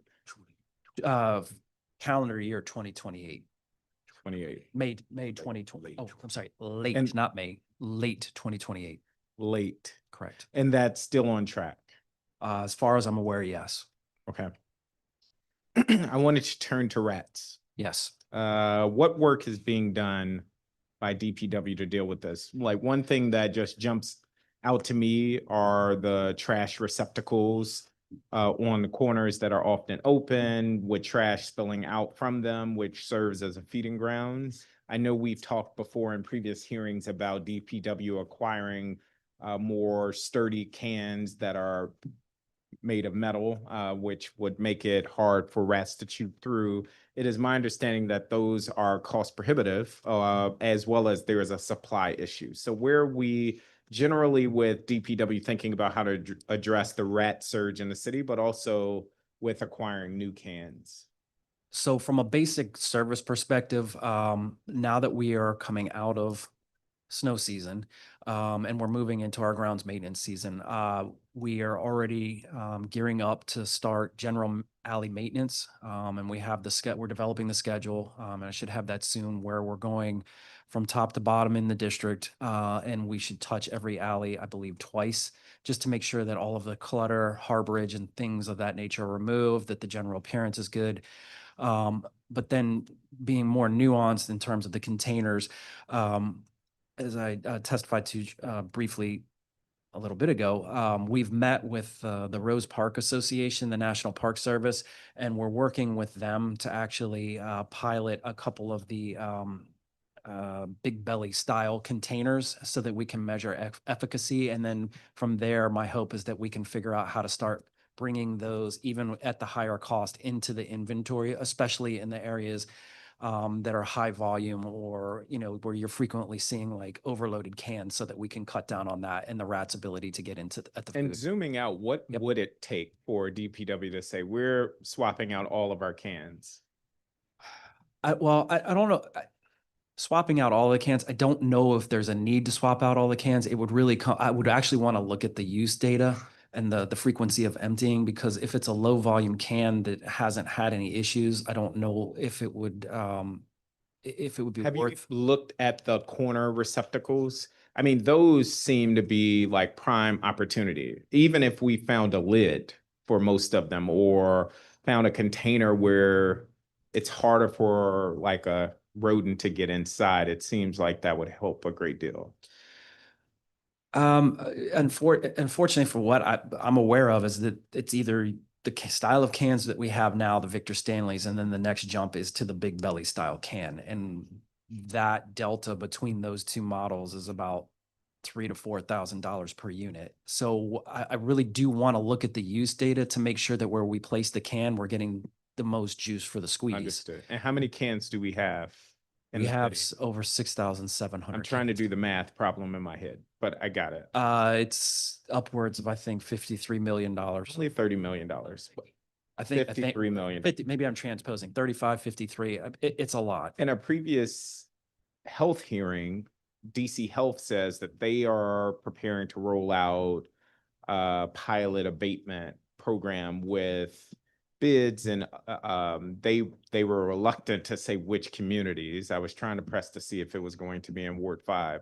Or is DPW a part of this abatement? Like, is there interagency work on this? Oh, absolutely. So my sweep division, the enforcement arm of DPW, we have fielded several requests over the fall into the winter, where we go out with Department of Buildings, Department of Health, specifically the rodent abatement unit. We've done alley walkways. We've issued citations, while the rat unit has worked to either treat existing boroughs or inform the citizens on how they can better address the conditions. But yeah, we work very closely with them. And you're participating on that specific pilot? Oh, that's right. I'm sorry, go ahead. And you're participating on that specific pilot that DC Health is planning for this year? I don't know of the specific pilot, but if they are putting something forward in that regard, then yes, we would want to be a part of it. Yes, well, they are, according to their testimony, they're working to do like a community-wide abatement strategy in concert with some bid that they wouldn't name. And what I'm getting at is neighbors, and I'm sure all council members can relate to this, are pressing us like, what is DC government doing about the ways in which rats are taking over our communities? I would love to be able to say DPW is doing X and DC Health is doing X, even while we try to acquire more trash cans, because that seems like a long-term solution. And the immediate, it would be helpful to receive more information about the cleanups that you said DPW are going to start conducting. And that will start, I'm assuming this month, is that? Yes. And go through the spring? Oh, no, the cleanup goes throughout, right up until the fall. So typically we wind down grounds maintenance around October 1st. Understood. So it'll run all spring and summer and into the fall. Understood. And I know several of my colleagues talked about missed trash collections. I do want to recognize that we heard from Commissioner Gardner from ANC 5E earlier that talked about DPW missing trash and recycling pickup for several days, sometime only doing partial block pickups. Again, I know you've spoken to this, but what might be the reasons for that? And more importantly, when that happens, what should the commissioner, my team do in response? Well, starting with what you or the ANC should be doing, if it is something that it is as persistent as what you're talking about, where it's a multi-collection cycle issue, it needs to be flagged to my attention and Ms. West's attention as well, so that we can then flag it to the collection administrator and figure out what's going on. Then to your point about acknowledging root causes, I'm trying to get management at collections to start doing more meaningful analysis of what is the root cause. Is it a staffing shortage? Is it this particular crew? Is there something going on with the alley? Because if it's something that we can address, if for instance, I know I'm really big on making sure that if we're facing an issue, that whoever responds out there takes before and after photos. And what I've learned in a couple of the occasions where I've tried to come down hard, it actually turned out that there was construction in the block, but the crew just never relayed that back up to the route supervisor, to the collections administrator, so that we could then inform our PIO, hey, you need to reach out to the impacted ANCs, and we need to be putting out on social media that your trash collection or recycling collection is going to be delayed because of construction on your block and the truck couldn't get in there. It could be something as benign as that. Okay. But then in other cases, if it's something where the crew is just not performing to standard, obviously we're going to give them an opportunity to meet with their supervisor and correct it on their own. But if it's something that continues to persist and you keep reaching out to me, then I'm going to use progressive discipline. Understood. And I appreciated you flagging that earlier. The headline for me is that we need to keep flagging it for you if these are repeated patterns. So commissioners that are watching, flag for your council member. Yes, please. So that we can escalate to DPW to address those matters. Final question, also from the commissioner. I just would love any commitment that you can provide here. The east boundary of Truxton Circle is a dead-end street, and there are dozens of residential waste bins left on that dead-end street often. 311 has not responded or addressed the issue per Commissioner Gardner, and sweep teams have not engaged with the ANC well on the matter. And I'm happy to follow up with more specifics. Are we saying these are orphan cans, or they're just people are not returning them to where they need to be in between collection cycles? I'm not quite sure what an orphan can is. It's a can that initially was assigned to a resident, and then for some reason it migrated away from its home, and it's just randomly there. And now everybody in the community just kind of uses it, but it's not associated with the residents anymore.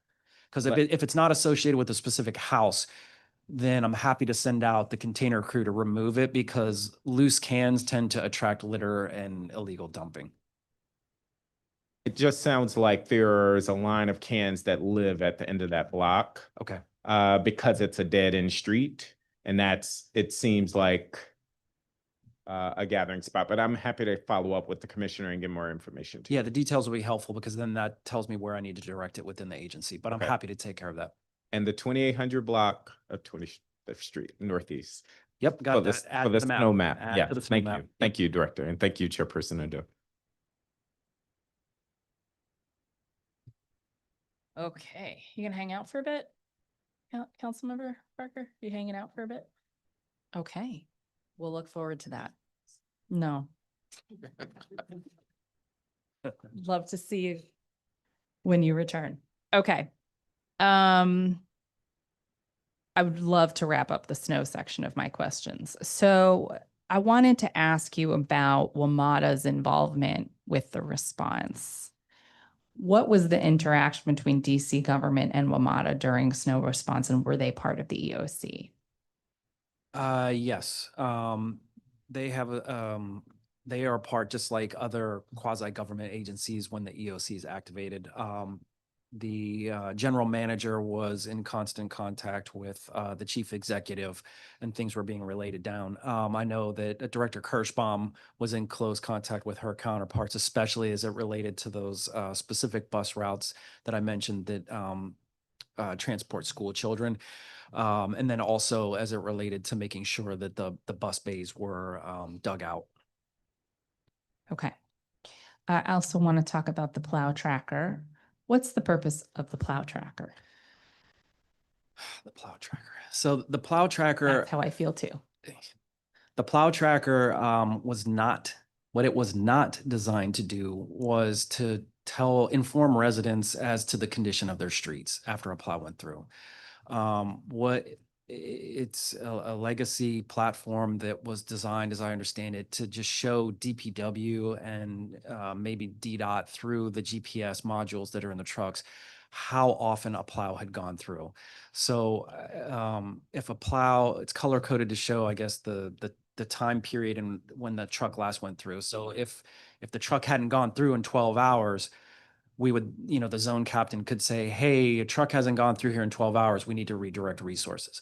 But it was never designed to say, hey, the truck went through and its spreader was on and its plow was down, and we've gotten to this level of passability on a particular street. Yeah. Unfortunately, because it was up and that's what was available for residents to see, and it was something that appeared to be moving in real time, I think its use kind of got co-opted into something that it was never meant to be, unfortunately.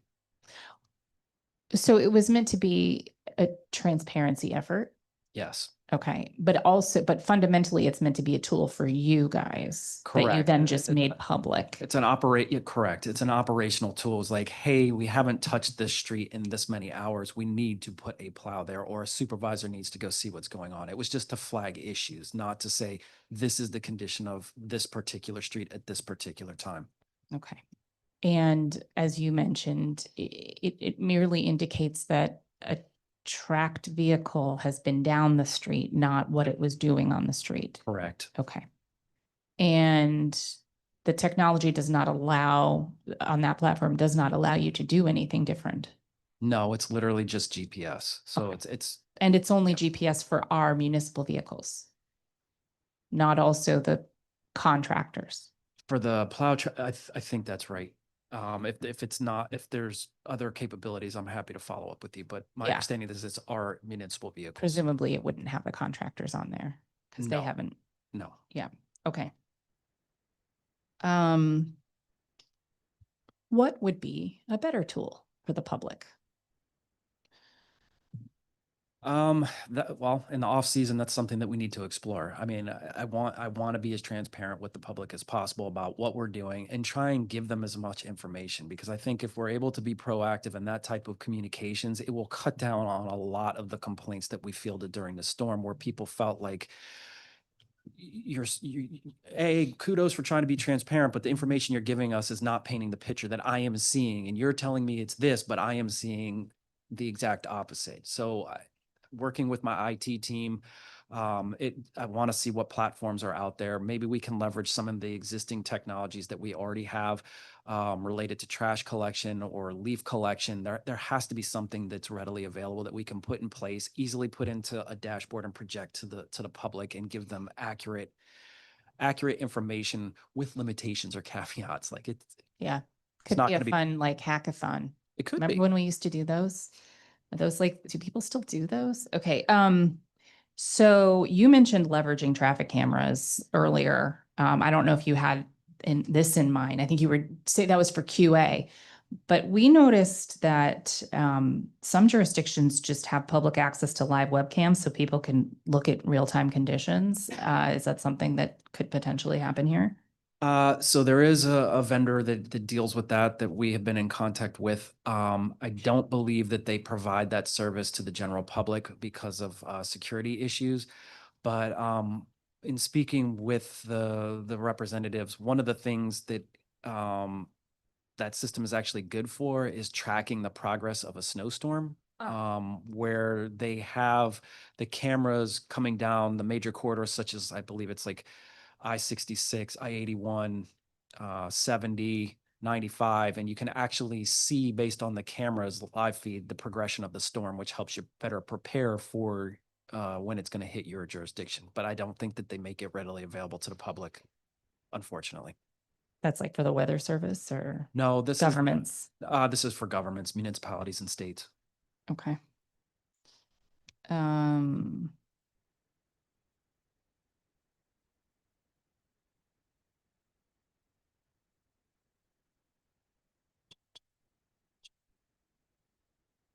Yeah, that's what I was thinking. Okay, thank you.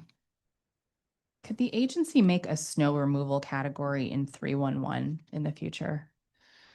I think we do need to explore something along those lines. I don't know specifically what it entails, but we do need to have some sort of category, especially since we now seem to have these storms on a 5 to 10 year cycle. There should be something that we can use to direct residents to. Yeah, like maybe after a certain number of hours or something. Yeah. Okay.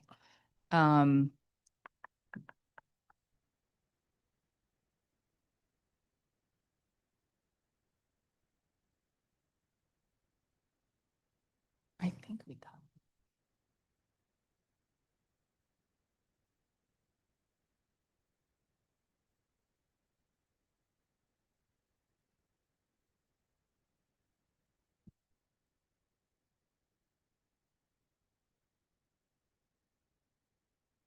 Okay.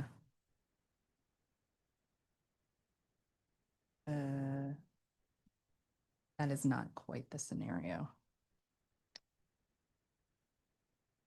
Well, just there was some conversation about 311. I don't really want to go back to all the we need to fix the 311 interaction with the missed collections, et cetera, related to snow. I mean, I think it was just a challenging situation.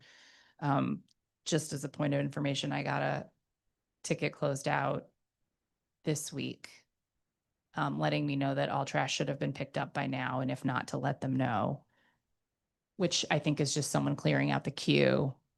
I don't know what the value is at this point of sending that message. I think it could be aggravating, but I don't know how you win. So internally, what we're trying to do is, instead of doing blanket closures, a small team within my agency, we're trying to reinforce the messaging to the residents that we are paying attention, we do hear you, and that we're trying to inject a bit of a personal touch.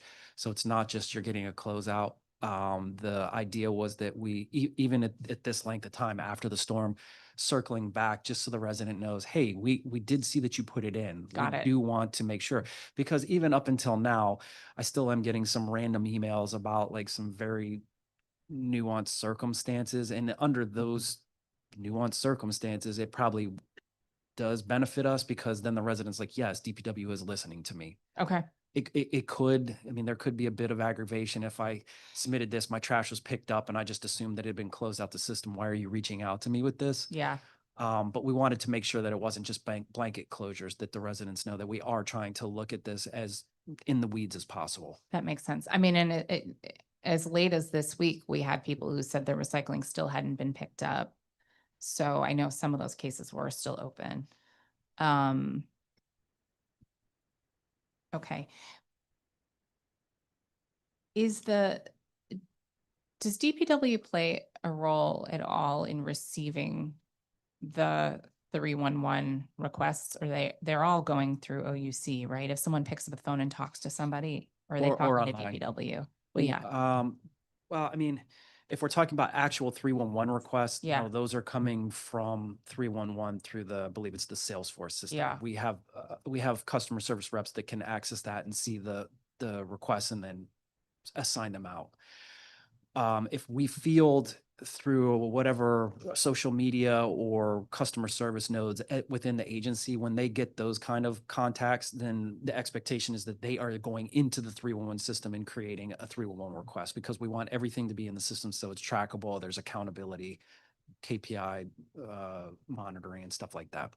So if someone calls 311, they talk to an OUC operator, they're not getting transferred to DPW directly, or No, my understanding of the system is that the call taker would take the information, put create it the in ticket. Salesforce? The ticket would then through an API, it would go from OUC to us, or we're directly accessing the Salesforce system and pulling our related assignments and then tasking them out, and then going back and closing them out when the task is completed. I think we can stop the clock. David, I think we can stop the clock. Okay, so if someone called 311 and the operator said, call Councilmember Nadeau's office because she has oversight of DPW, that would be a non-standard practice. Yes. Okay, just checking. And it's something we should talk to OUC about perhaps. Yes. Okay. We are, of course, happy to enter things into 311 as well. It is just not the most efficient way to get things in there. Understood. Okay.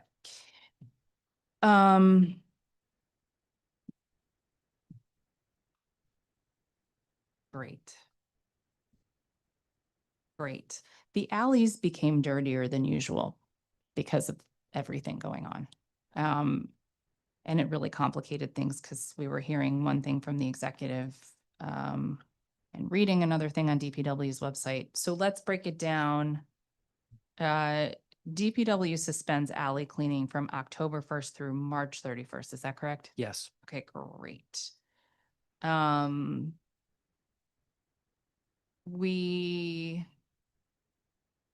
I think you were just talking to Councilmember Parker about this a little bit. So did I hear correctly that you're planning to do some like beginning of the season cleanings everywhere? Yes. Well, let me caveat the previous response. So yes, the general alley cleaning program is suspended between those dates. That said, as long as we don't have snowstorms where the employees that are on the escalation team have to do bridge clearing, they're running all winter long. So they are still handling service requests. Especially taskings that are coming from sweep. They average anywhere from, it just depends on the size of the material or assignment that they receive, but they're getting anywhere from, I don't know, 8 to 25 assignments done a day. And that runs up until the season starts again. And then once the season starts again, then we go to a set schedule. And I believe we are beginning the season in wards 3 and 4, and then we go to a cyclical cleaning schedule for the remaining wards. So the option to request an alley cleaning is not available off season. So if somebody wants an alley cleaning, should they be making a request through the sweep inspectors? Hard to say. So we do have some residents that have developed a rapport with the area sweep inspector, and they will work with them. And then the sweep inspector, based on those conversations, usually what happens is the sweep inspector then internally says, hey, I've created a 311 request, or reaches out directly to SACD and says, hey, I've gone to this alleyway. I've issued this many citations. We also need a cleaning in connection with the enforcement. And then we go and service it in the office. The citations would be like illegal dumping. Could be illegal dumping. It could be improper storage of sanitation containers. It just runs the gamut. So it's something else that then triggers the alley cleaning, like eyes on this on the issue. Correct. But we also, as I testified to earlier, I have a particular resident over in Ward 8, and she reaches out to me all the time.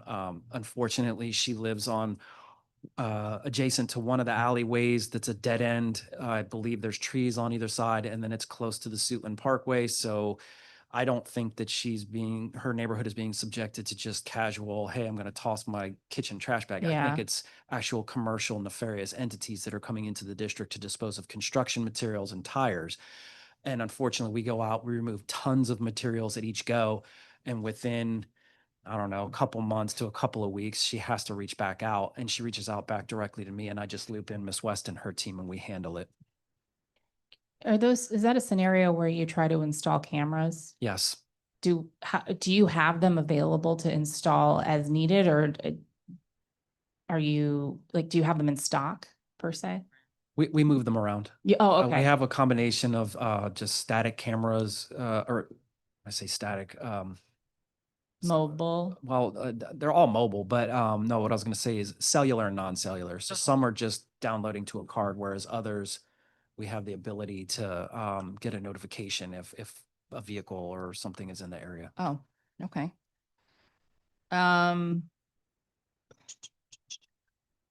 why do we do alley clean? Well, you were just saying, okay, so I always thought of alley cleaning as seasonal because that's how the public sees it. But what you're saying is it's not really seasonal. It's ongoing as capacity allows. Would that be a fair characterization? No, I mean, it is seasonal. The formal program is seasonal. Okay. Because a lot of those employees, in my intro testimony, a lot of they're cross-functional. Sure. So they could be pulled at any time to go work with leaf, go work with trash, go work with snow. So it's just not feasible. And then if we do get adverse weather, it's not the conditions that you'd want somebody working in the alleys. Yeah. So programmatically, it is seasonal, but we do try to keep the alleys in between the seasons presentable as best we can, Okay. resource available.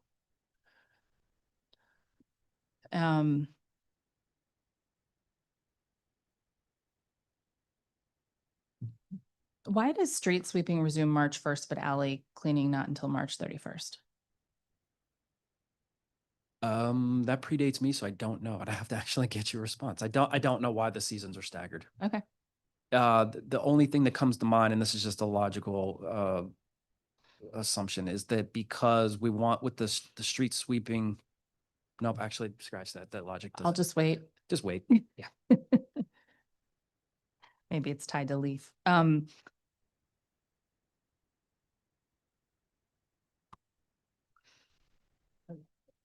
That was the thing you heard, but we didn't hear. Okay, all right.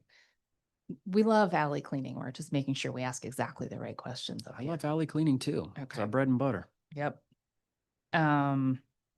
Let's see. Oh, okay. Well, this may be my last couple questions about snow, and then we can take a little break. Okay. Okay. DPW and partners were hauling the snow into specified locations like RFK and St. Elizabeth's, which drain into the Anacostia River. Did that cause increased runoff? Do we know?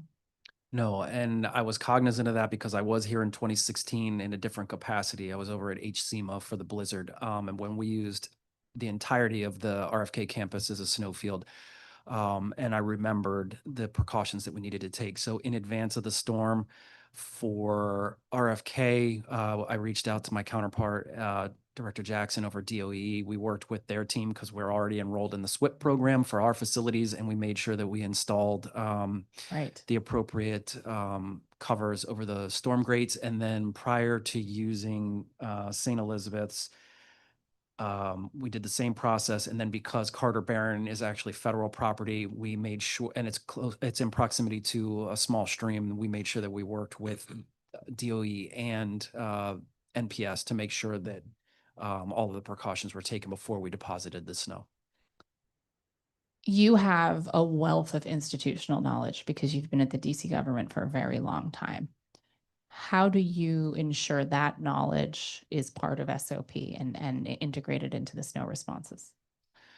Well, I have my new chief performance officer. I have my new chief administrative officer, and both of them are very proficient in those regards. So the institutional knowledge between Mr. Fitzpatrick, myself, Ms. Davis, Ms. West, those things, we are going to take a look at the existing snow plan and make sure that it's updated. I think it's been a bit of time since it's got last been evaluated, and then we'll make sure that our knowledge is embedded into what the outcome is. Okay. Any idea where we're going to put the snow once RFK is built? Rebuilt? TBD. Yeah. We have to, I mean, I think that's a bigger question because it's not just related to snow, but it's a conversation that I need to have with Director Osborne because you also need debris fields if we were hit with something like a hurricane or a straight line storm. Yeah. Okay. Very good. Let's break for 10. Okay. Okay. We'll be back at about 12:10.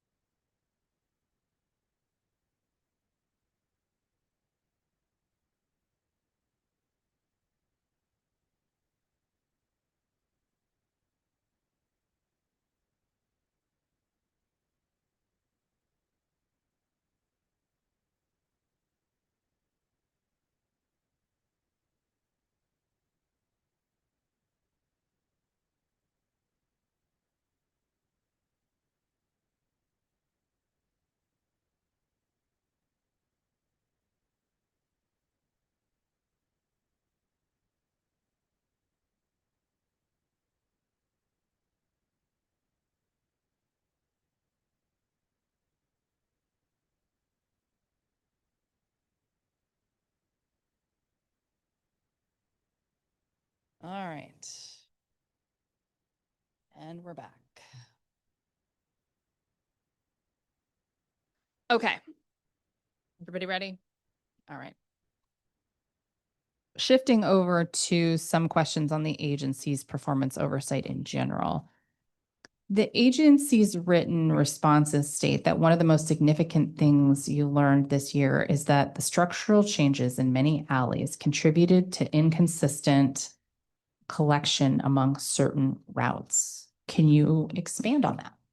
Absolutely. So what that's referring to is what we discussed at the trash roundtable. Over the years, whether by intent or not, the impediments have been placed in the alley. And what I mean by that, it could be a basketball court pole, or in the case of a resident who lives on a corner of an alley where a turn is being made, their fence has been struck over the years by any number of vehicles coming through, and they've put in a cement pole full of concrete. Anytime somebody does that, it shrinks the width of the alley. And that was the reason why in the late fall, beginning of winter, we initiated the small truck routes, because there are just certain alleys that are not passable anymore by a 16 cubic yard garbage truck, the big trucks that everybody see. And we had to adjust so that the small trucks could get in and continue consistent service. We talked a lot about the shift to the small trucks at our roundtable. How's that going now? It's going well. From what I understand, informally talking with Miss West, that the number of complaints on those routes are down and that the routes are being completed on time.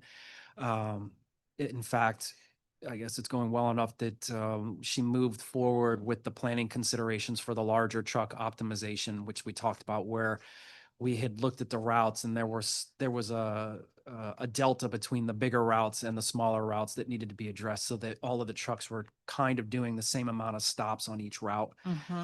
She and the GIS analysts were working on that since the last hearing. And I know our responses said it was slated to start March 1st. Because of the snowstorm, that got pushed a little bit back. As you remember, with the small truck routes, we had some hiccups after we implemented it. I think we left a route, an alley off, or there was something that needed to be tweaked. So we want to make sure that we do this right and don't rush to implement it without making sure that everything has been looked at. Did you say April now or? April, yes. Okay. And you testified that the agency conducts weekly overtime monitoring to ensure costs align with operational needs. As you're tracking that data, what trends are you noticing? I mean, especially in collections, given the concerns with staffing that we talked about at the roundtable, we continue to have overtime usage. Obviously, this storm just created a huge data anomaly as it relates to overtime because of the response. So that's going to skew anything that we look at for the next little bit here. But prior to the storm, we were continuing to see sustained overtime usage in the collections division.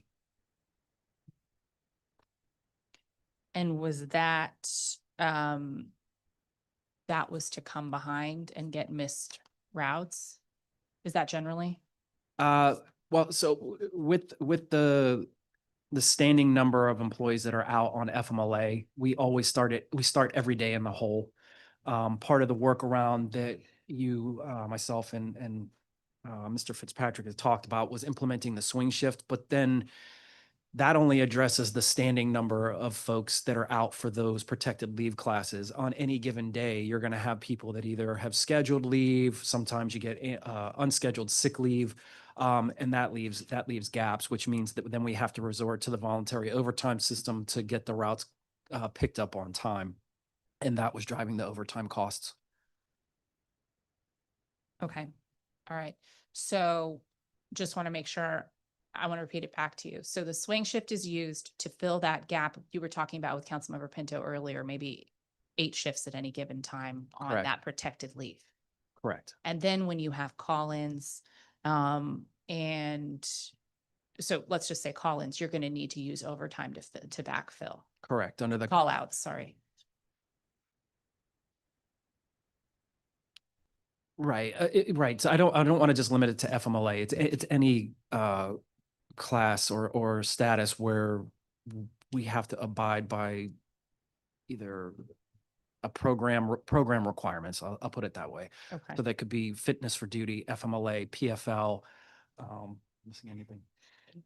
ADA accommodations, things of those nature. I think that, and workers' comp, I think those are the bulk of the categories that consistently create gaps in our staffing. And the reason you have to use swing shift is because you can't hire people for those positions because those are occupied positions. Absolutely. That is the crux of the issue right there. Mhm. It's not a lack of FTEs, it's a structural issue with the workforce and the nature of the work being hard on the body. It is. Okay. Okay.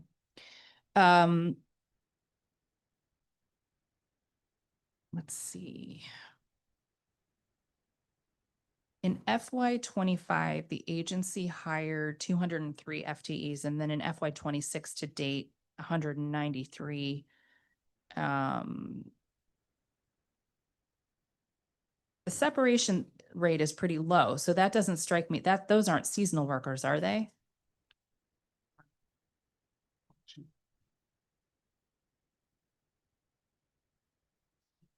Oh, this is So in that- question that- 3, part A. that's Sorry, gonna- back to you. What those numbers encompass are in part leaf, because that's seasonal, but then remember also the beautification. There was a number of employees that were with beautification, 80 FTEs. right? The 80 FTEs that are on the beautification. Oh, the beautification. And of those, the beautification was extended for a full fiscal year. The leaf season is term, and they just left the role. They're leaving the roles Friday. Belief are, Yes, okay. They're seasonal. correct. Yes.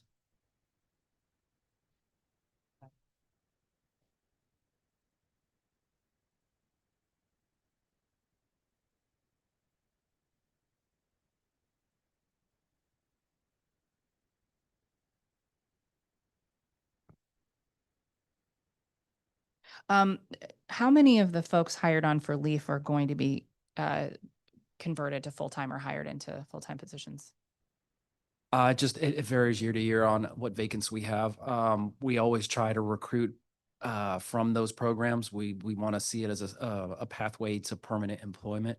So we are constantly evaluating, but it really is dependent on how many vacancies the agency has at any given time.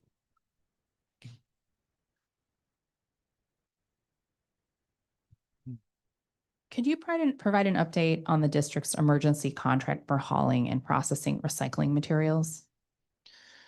I believe that is still in the procurement process, and it is still an emergency contract, pending resolution of the solicitation. Okay, so the permanent contract is in procurement and we're operating on an emergency basis, an emergency contract right now. I believe so, yes. How much are we paying?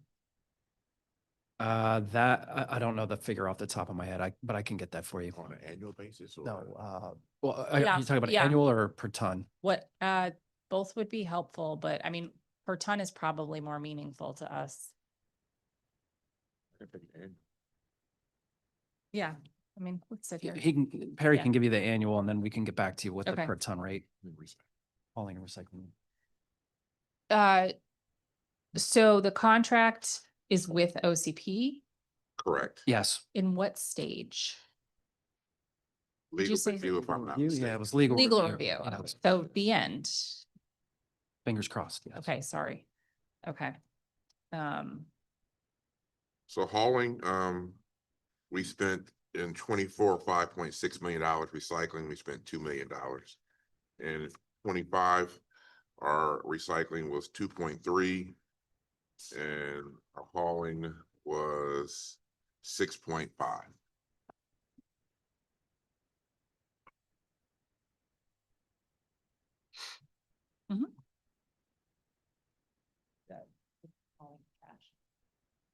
No, year to date as well. No, you're good. I Okay. was just doing some clarification over here. Okay. Oh, sorry. Yes, I will take year to date. Thank you.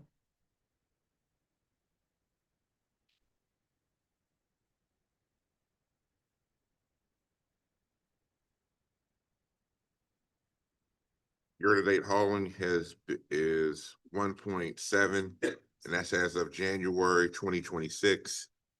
And recycling is 832, and that's as of January as well.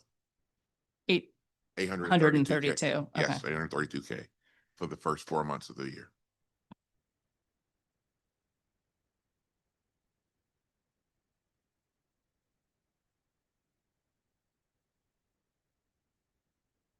Can we get an update on the DPW DOE pilot study for reducing road salt during winter weather? Is now a good time to ask about that? Wrong year, maybe? I thought that pilot had actually run its course. I'll double check with Office of Waste Diversion, but we had been able to meet the requirements of the pilot last snow season and deploy the materials, but I think that was the extent of the pilot. Okay. What materials were recommended as a result of the pilot that you're now deploying? Well, what was deployed, I believe it was, I think it was one of the magnesium-based materials that I referenced earlier in my testimony. Okay. It was palletized. It did not come in bulk like the rock salt, and it was extremely expensive. Okay.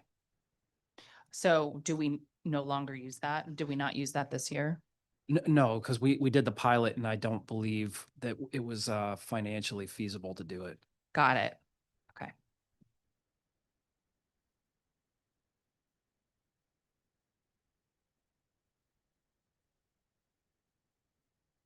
Would you like to tell me about how things are going with the Kronos project?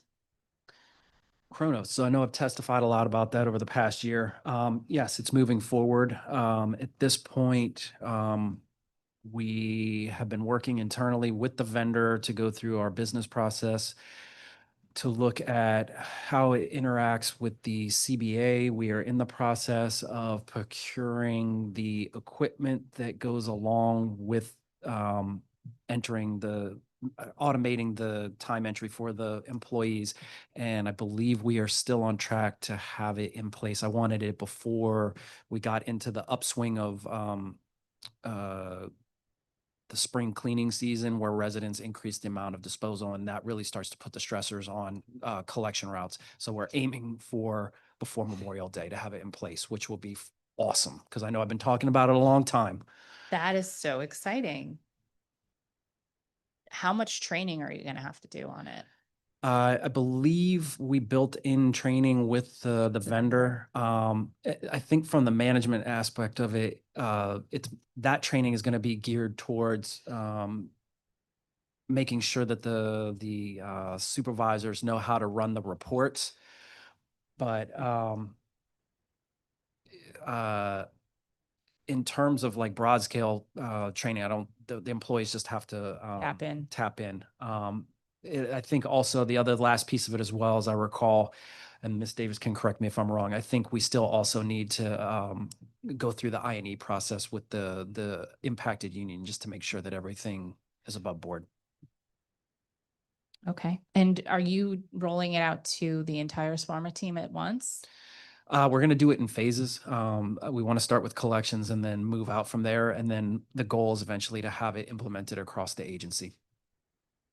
Okay. So in addition to collections, that would be sweep, that would be alley. Who else? Well, disposal. Okay. And then once we finish with solid waste, then the idea would be move it over to PEMA and then also to fleet services as well. Okay.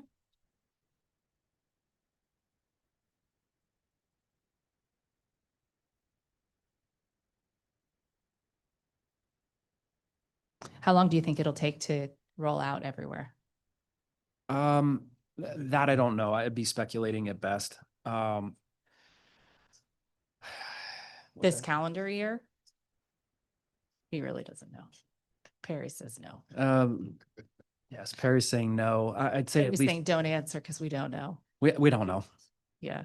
Okay. Well, if you could choose, because I know that this is your big dream, would we have this all rolled out by the end of the year Fiscal year, maybe. or calendar year? Yeah, our calendar year. Yeah. Yeah, It's more charitable. Thank you. yeah. Okay. We haven't had a chance to talk about public restrooms in a while. But we now have a permanent public restrooms program, and there's a position we funded to manage that because it's a little different than some of the other stuff the agency does. What's the status on hiring for that? At this point, we haven't hired for it. It's still just being managed internally.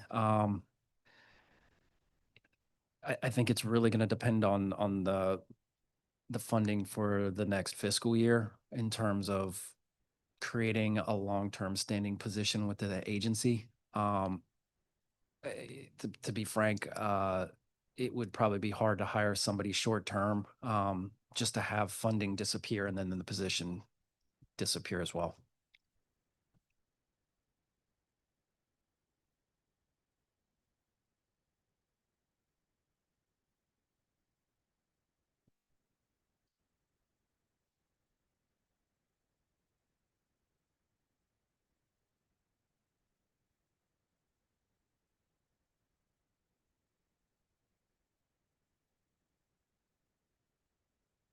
Okay.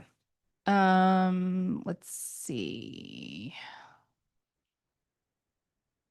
In FY '26, the committee provided one-time funding for 2 additional citywide mailer campaigns to inform and educate DPW serviced households. Have you been able to do those mailers yet? That I don't know. Hang on, let me check. Thanks.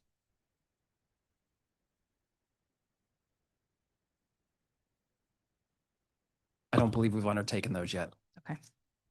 Is that something you intend to do? Yes. Okay.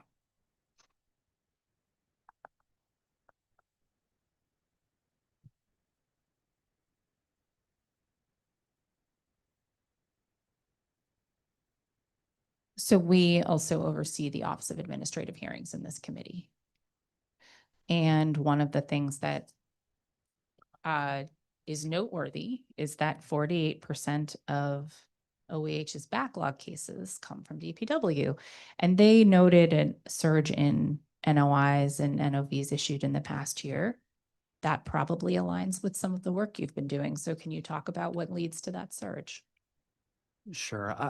Before I let Ms. Davis talk about the fine details, I would gently push back on any assertion that the backlog that is being discussed is a result of DPW. As Ms. Davis will likely inform you, some of those cases, I believe, go back to 2019. So they've been in the docket for a considerable amount of time. DPW would not influence how quickly that docket can be We're cleared. clear. Oh. You don't manage the backlog. That's OAH. I get that.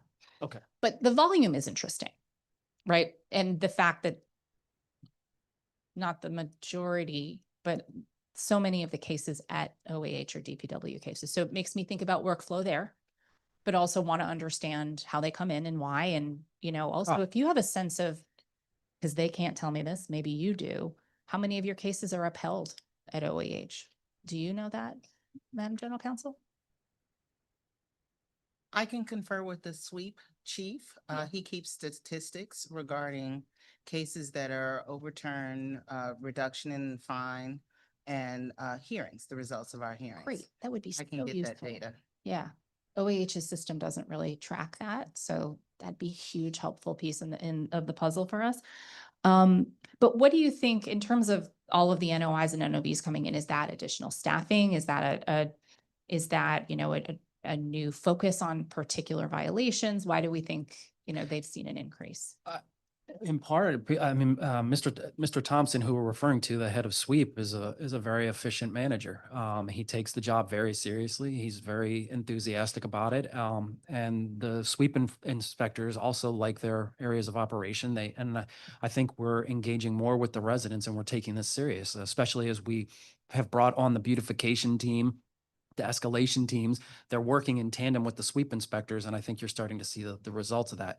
If we've noticed that there are areas that we're repeatedly having to go clean up at the city's expense, those are the areas where the sweep inspectors are issuing extensive NOIs to try and curb the behavior and bring about a better quality of life for those residents. So I think that is what you're seeing is this is a direct correlation with Mr. Thompson's tenure. Great. And just for the good of the whole here, the NOIs and NOVs, DPW issues that end up at OAH, those would be largely sweep. Would it be anything else? What's all? No, because PIMA all goes through the DMV Oh, adjudication system. correct. But there's nothing else at SWAMA that it's sweep. Okay. And let's see.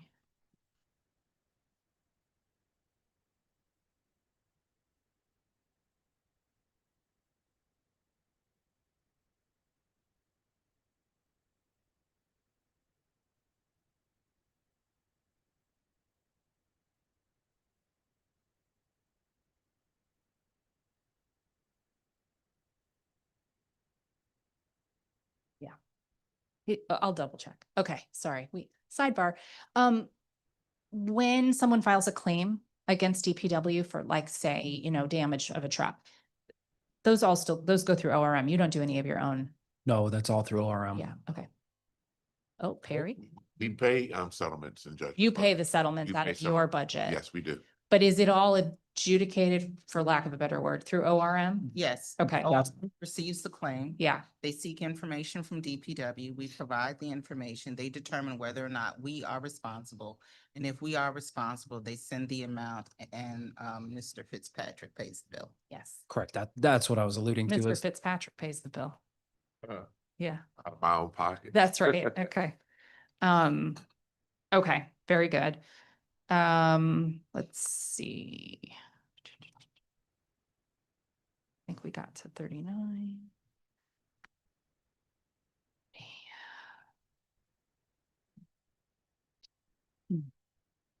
Sure.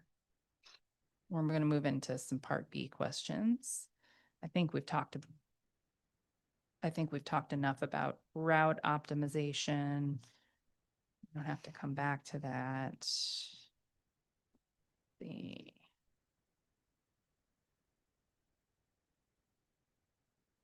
Oh, okay. So during our roundtable, DPW shared that you were working on regulations limiting the number of trash cans. Really? For each residential, okay, for each residential property. Thank you. And you were evaluating the viability of those regulations. Can you say more about how DPW is evaluating this and the impact of the possible regulations? So I'm speaking for SWAMA. Okay, SWAMA, the administrator, along with her deputies that she's hiring, and the other program managers are devising how we would implement such a strategy sure. and the impact. So if we're going to reduce the number of trash cans to 2 per residence, what are the residents going to do with the Right. additional trash? And Right. do we have the capacity to increase, let's say, street and alley cleaning or litter can collection as a result of that? So they're evaluating their options and how they will respond to certain circumstances before we move forward with the regulations. Mhm. And the impetus for this is complaints about households that just have so many cans. Yes. Yeah. How does a potential pay to throw program come in to this conversation?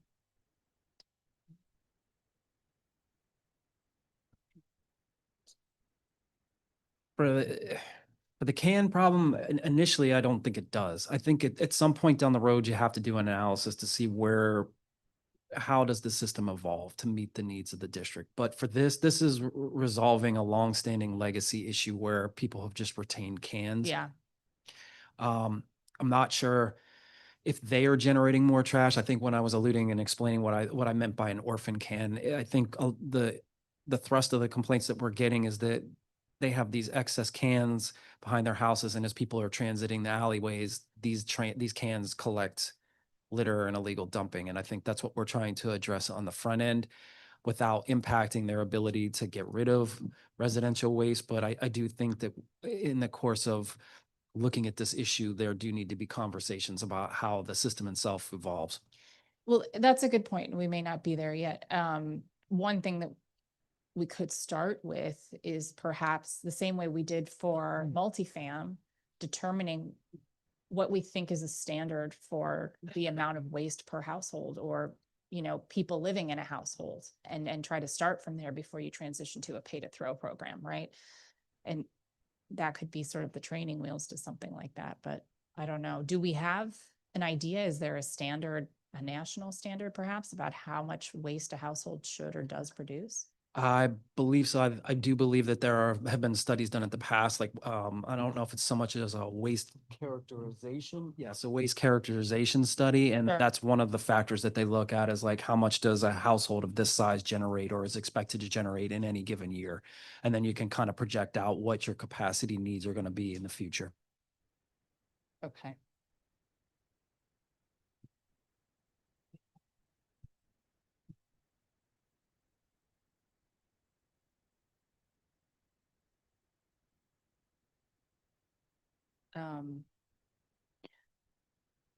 And just one little follow-up on that. Apparently we, in addition to those kind of studies that are conducted not on an annual basis, we do generally keep, OWD generally keeps track per person predictions on how much waste is generated.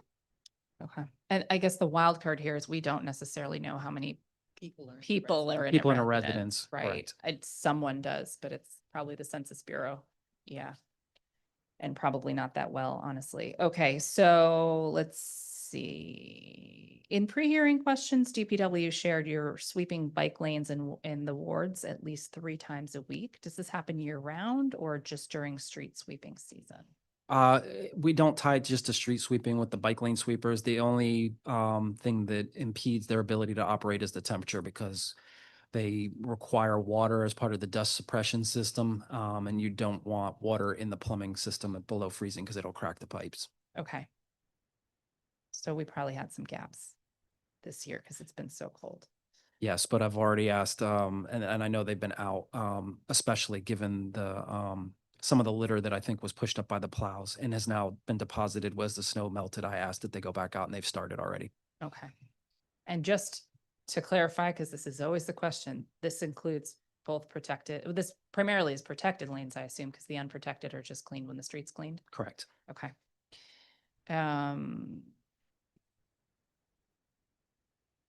During the December roundtable, we also talked about the A&C litter can notification process. This does not appear to actually be happening based on feedback from A&Cs. So, Director, you'd committed to having your new CPO come up with a new notification process. How are we doing? She hasn't had an opportunity yet, but that is on her plate. Okay. And it is something that we are going to work on. I committed to it, and we will follow through up on it. We just haven't had a chance yet. Okay.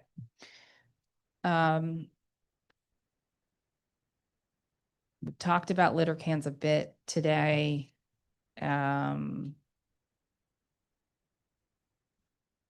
What's the status of the Rose Park pilot? Is that still going, or is that concluded?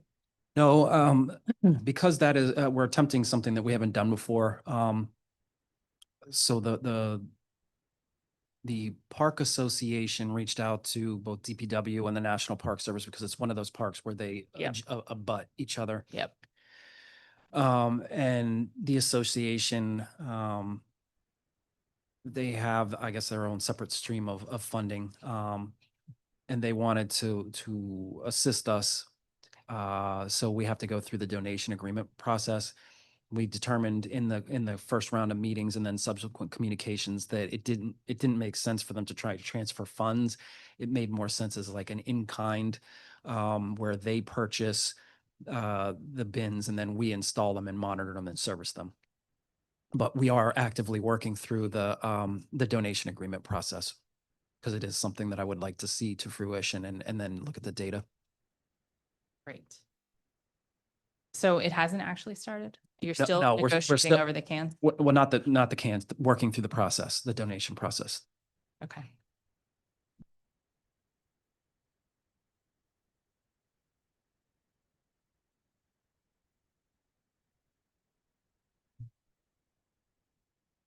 All right.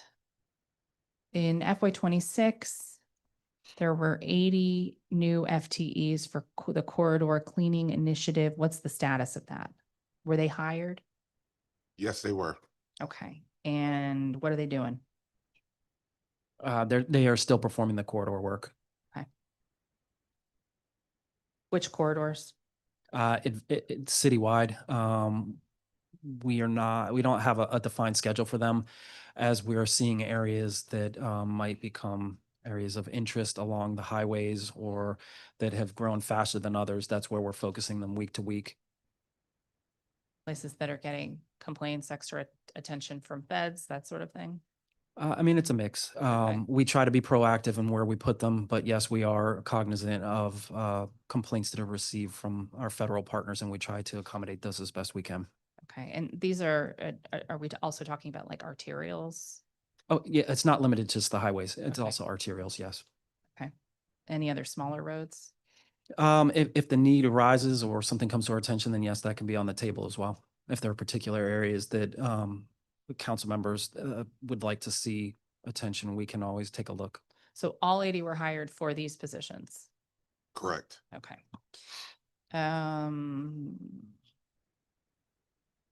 We've been joined by a Ward 7 colleague who will have a round in just a few minutes. Okay, let's see. We looked at the data you provided on illegal dumping requests, and you noted that 385 requests had been marked closed and then in parentheses transferred. What does that mean? I'd have to defer to Ms. West on that. I don't know what that notation means. Okay. I'm sure will be back. She'll be back. Okay. Maybe you could just have her get back to us on that. Sure. Okay. The committee made an enhancement for 4 new sweep inspectors for solid waste management and education. Have those positions been filled? Not yet, but we are recruiting for them. Okay. How many sweep vacancies are there? Seven, if I'm not mistaken.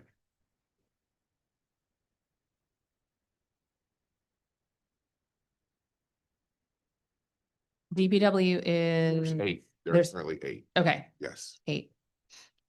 Thank you. you're welcome.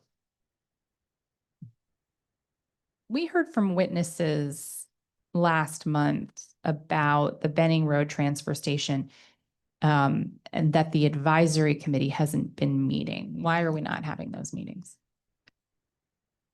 Bear with me. Yeah.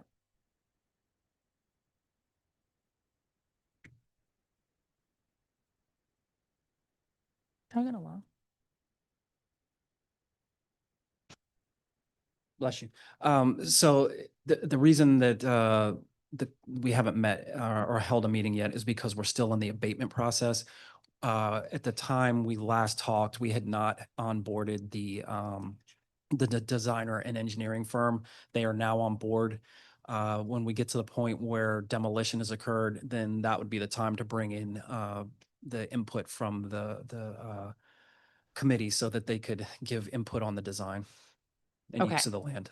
Okay. But we just literally haven't taken the building down. We're still clearing out the hazardous waste materials, the asbestos lining of the furnaces.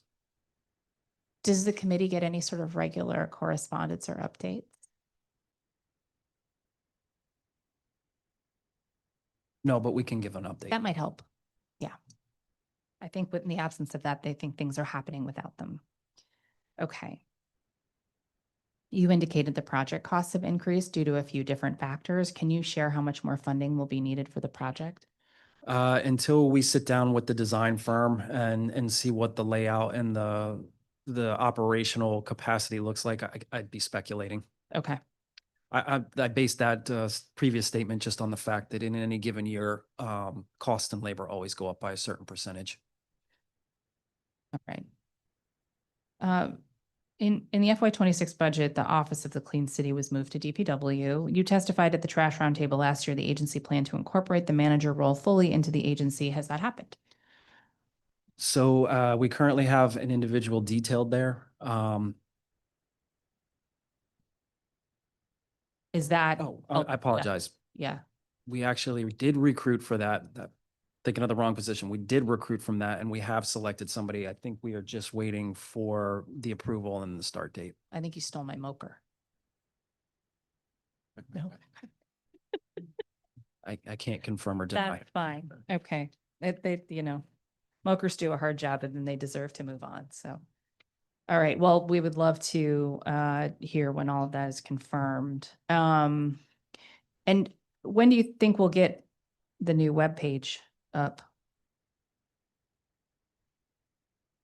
My CIO was just here, but I don't see her, but I can get you that They're exact. dropping like flies, I swear. I know. It's like something we said. All right. Thank you.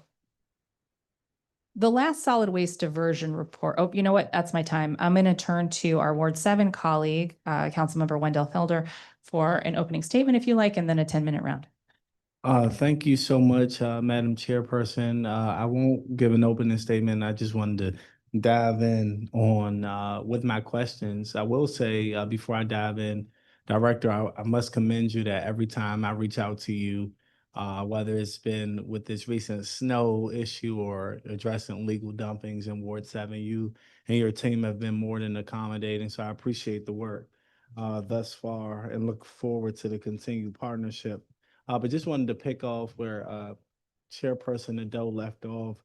I know that residents during the snowstorm, and I won't go into too many questions because I'm pretty sure my colleagues have probably drilled you guys on the snowstorm. But some residents were not clear on the role that DPW played compared to DDOT. So my question, Director, is how are you currently reaching out to residents and sharing information about the services that DPW offers? So we onboarded a communication director who's seated behind me, and we're amplifying our messaging through our social media platforms, through our webpage. We have newsletters, we do a podcast, and then under circumstances like the snowstorm, we partner with our sister agencies as well as the mayor's office of communications to get information out to the residents. Now, do you have individuals on your staff who attend regularly scheduled ANC meetings or civic association meetings? I do. Within my comms department, I do have a specialist who regularly communicates with and attends ANC meetings. I try to go as much as I can as well. I believe I'm scheduled for one in May in Ward 8, I believe. All right. Now, focusing on the snow. So I've gotten a number of questions from residents throughout the ward who've expressed that obviously their snow hasn't been removed in a timely manner, or they can't get out of their neighborhood, X, Y, and Z. My question, Director, is how did you prioritize the residential streets that needed to be plowed?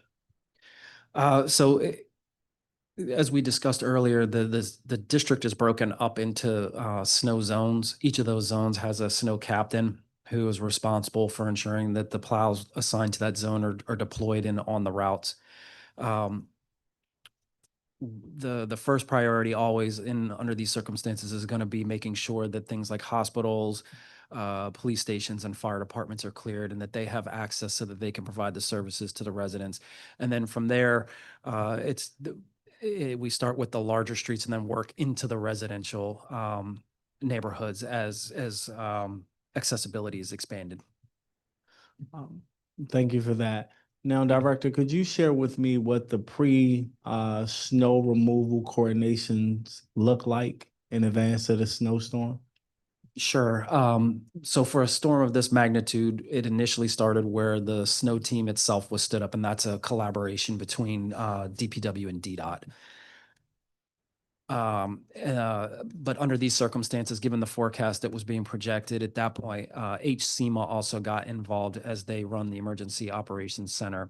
And they started to help coordinate the broader response that the district generated in terms of planning what resources were needed, where they needed additional resources and things of that nature. Now, based on the snowstorm, what would you say your key takeaways are? So in the event that we experience another snowstorm to this magnitude, we're not subjected to face some of the challenges we just recently faced.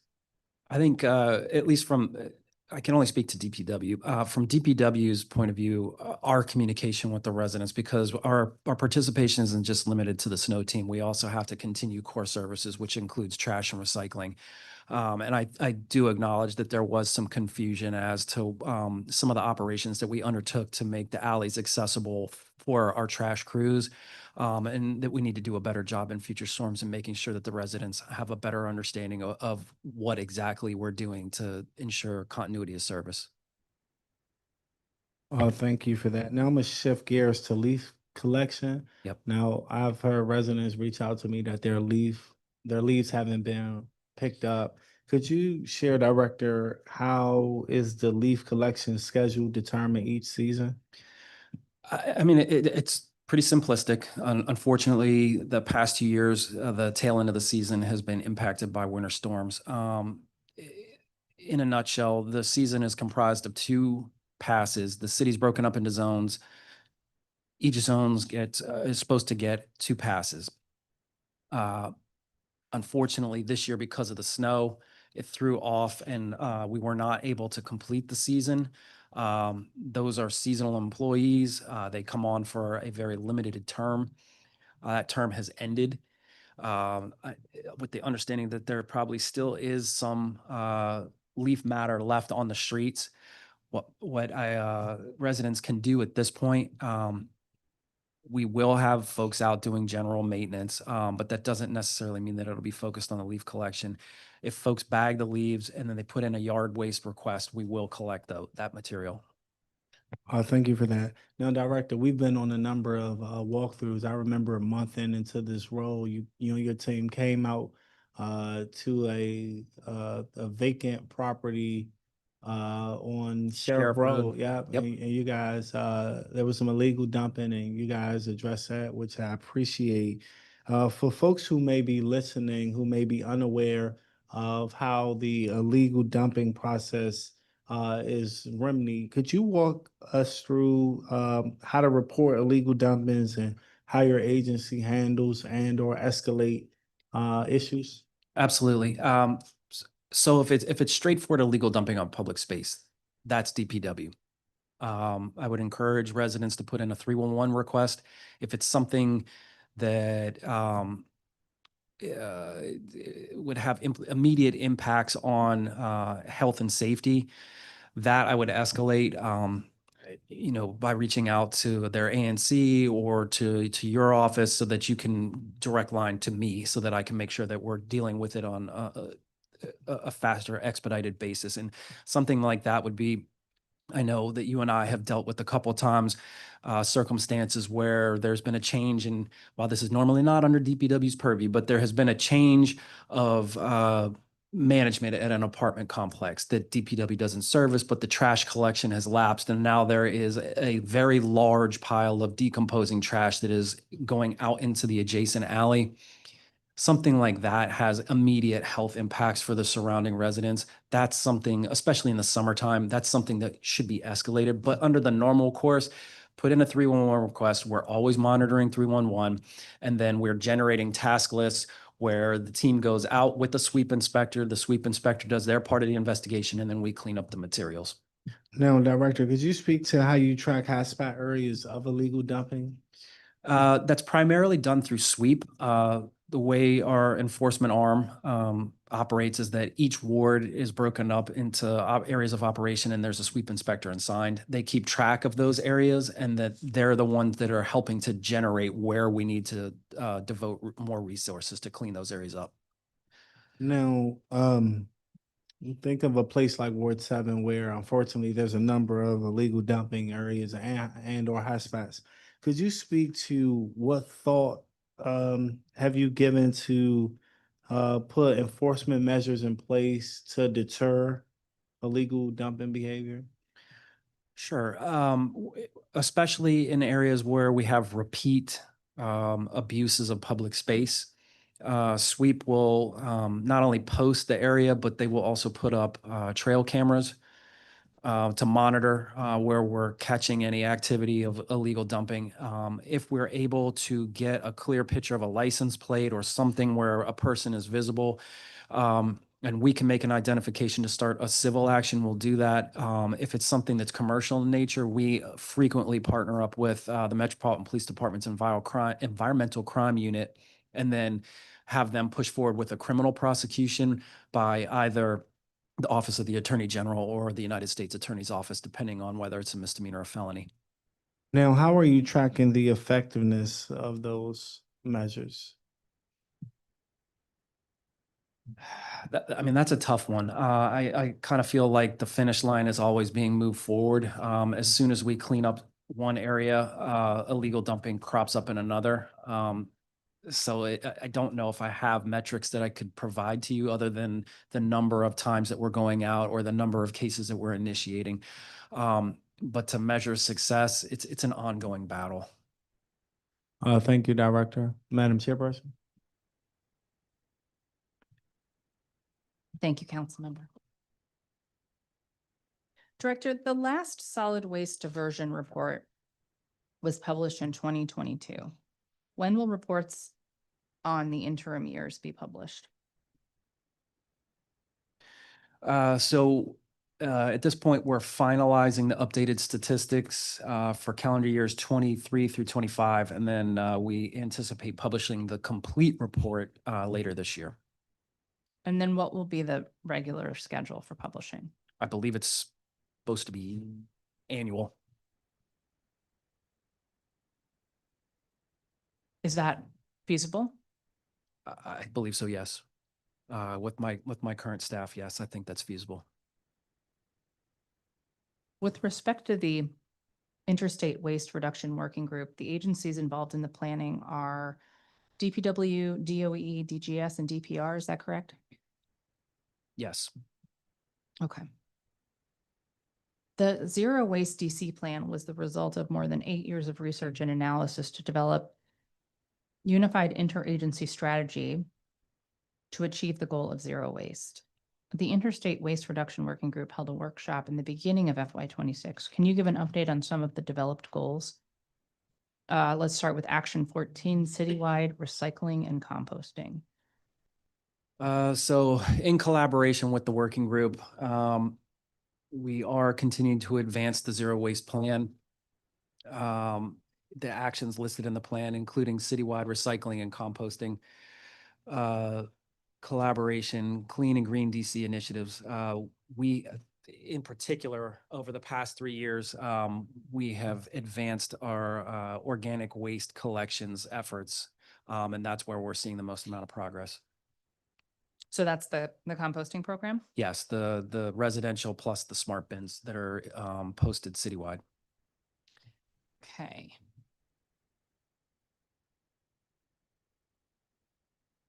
What about actions 11 and 41, clean and green DC? Bear with me a second. Sure.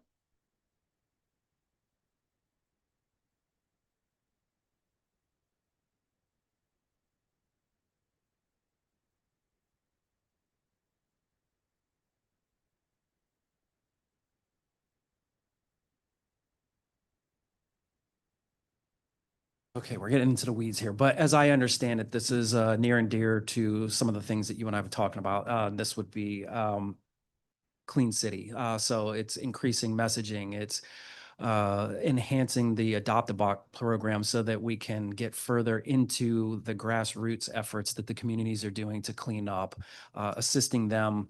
One of the ideas that I had with Clean City was taking the umbrella of the Adopt a Block so that we are more proactive in terms of the information that we're gathering and then being able to act upon it.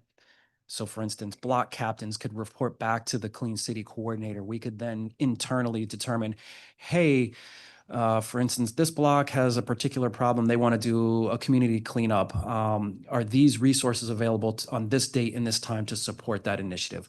So it's really doing that, and then also working with the residents on educating them, like, hey, these are things that should be in the recycling. These aren't. Here are some options for these types of materials. While it may not be recyclable, you could upcycle these materials. So that's kind of where I want to go with it. That's great. That's great. All right, so let's discuss the implementation of the Clean Collections Amendment Act. The agency so far has issued 0 citations in FY 25 and 26. Why is that? That I don't have an answer for that right now, but I can get back to you as to why we may or may not have issued any NOIs. Okay. And your responses indicate that no properties have been able to comply, yet also state enforcement's not underway. Can you say more about that? Not on the fly, no. Okay.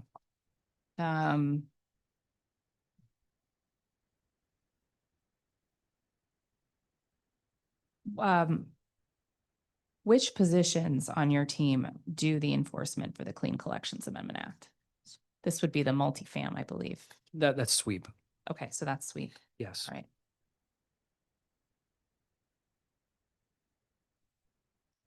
So I see that the Waste Diversion Office has 5 FTEs for tracking source separation compliance for multifamily properties. The Sweep Division has 21 FTEs dedicated to general enforcement actions, which include solid waste violations.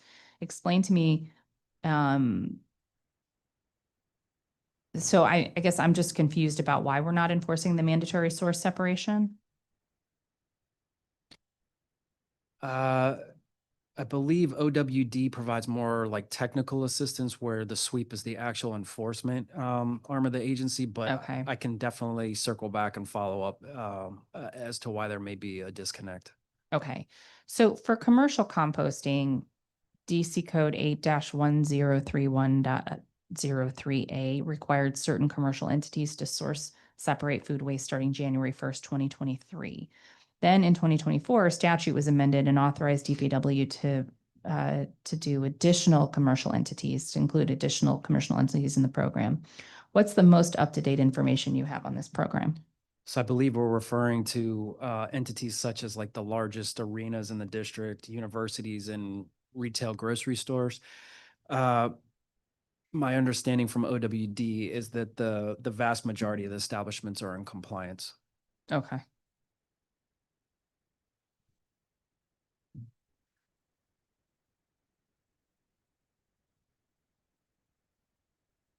And you know that because of the technical assistance they're providing, or because they've done enforcement? I think site visits. So Site yep. visits, okay.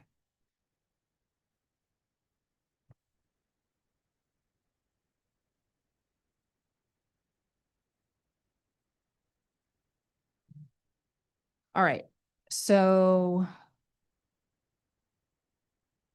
you stated in your agency responses that you'll continue district-wide outreach to educate residents and businesses on waste diversion with a focus on equity and inclusion. What outreach have you been doing? So in that regard, the sweep inspectors, they do go out in general to do education. But then OWD, I believe, also attends community meetings where that's where they're trying to get the broadest reach in terms of telling the requirements to the residents. In addition, I believe we've also undertaken print media, ads, bus ads, and social media. Thank you.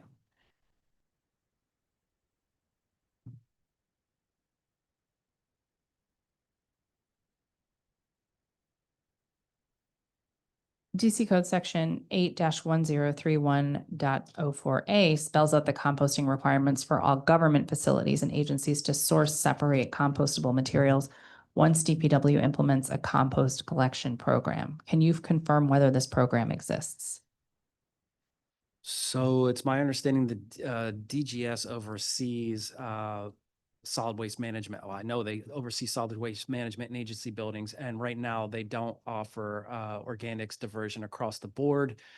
However, as I think I stated earlier in the testimony, OWD is happy to continue engaging with our sister agency on how we can address that need, especially in the schools where the students are expressing an interest. Isn't there already a pilot for school composting though? Yeah. Yeah, okay. I think the bigger issue is getting into the government buildings. Probably, you're probably right. Okay, and so you think that this is, your understanding is that this is something DGS is tasked with because they handle waste management for government properties? Correct. Okay, all right, so we can follow up on that in the hearing tomorrow, in fact, we can do.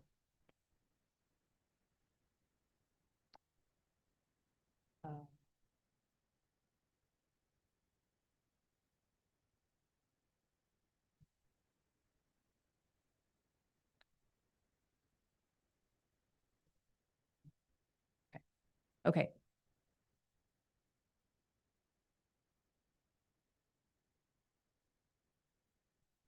Oh, I see. That's your next question. Okay, so does DPW or the Office of Waste Diversion collect any data on agencies that are doing composting or programs other than yours? I don't believe so. Okay. For residential composting, what steps have been taken to date to expand to the 12,000 households as funded? That is part of the contract. I think we built that into the contract. So it's just reaching out to the vendor and then enrolling the folks in the program. And I believe we've already enrolled in excess of 2,500. Yeah, in excess of 2,500 folks already. Okay, new households. Yes, towards the 12,000 threshold. It's, are we retaining the 9,000 or has there been any drop off? Not much drop off. Okay. And then we have a wait list. So if somebody leaves the district or for whatever reason drops out of the program, trust me, we have people that are happy to take their place. Got it. Okay. So your understanding is it's currently enrolled would be the 9,000 plus the 2,500. Give or take, yeah. Yeah, okay.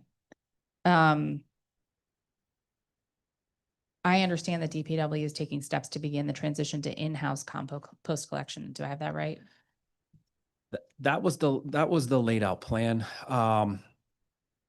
I still haven't made a decision. I need to talk more with my team in OWD as to whether or not in-housing is the best avenue to go. Okay, We might not be the most efficient at it, since we would be the newest to the game. So no decisions have been made. We're still exploring that, but if it's more cost efficient and we can get more people enrolled by continuing to outsource, then obviously that is something that I would do, but I want to take a more meaningful look at it. okay. So just, I take that to mean you haven't done any procurement around this? Not yet. Okay. How does the weighted wait list work to prioritize disadvantaged communities across all 8 wards? So as I understand it, we utilize a formula that is created by the EPA. I'm not super familiar on that. That's really in the weeds, but that's my understanding, is that there is an actual formula that we rely upon to ensure that it's equitable distribution. Great. I was glad to see that the Office of Waste Diversion has been working with the Housing Authority to bring recycling to public housing, and that DPW and the Housing Authority entered into an MOU on this. What technical assistance is DPW providing? My guess, well, hold on. I don't want to guess. Hold on.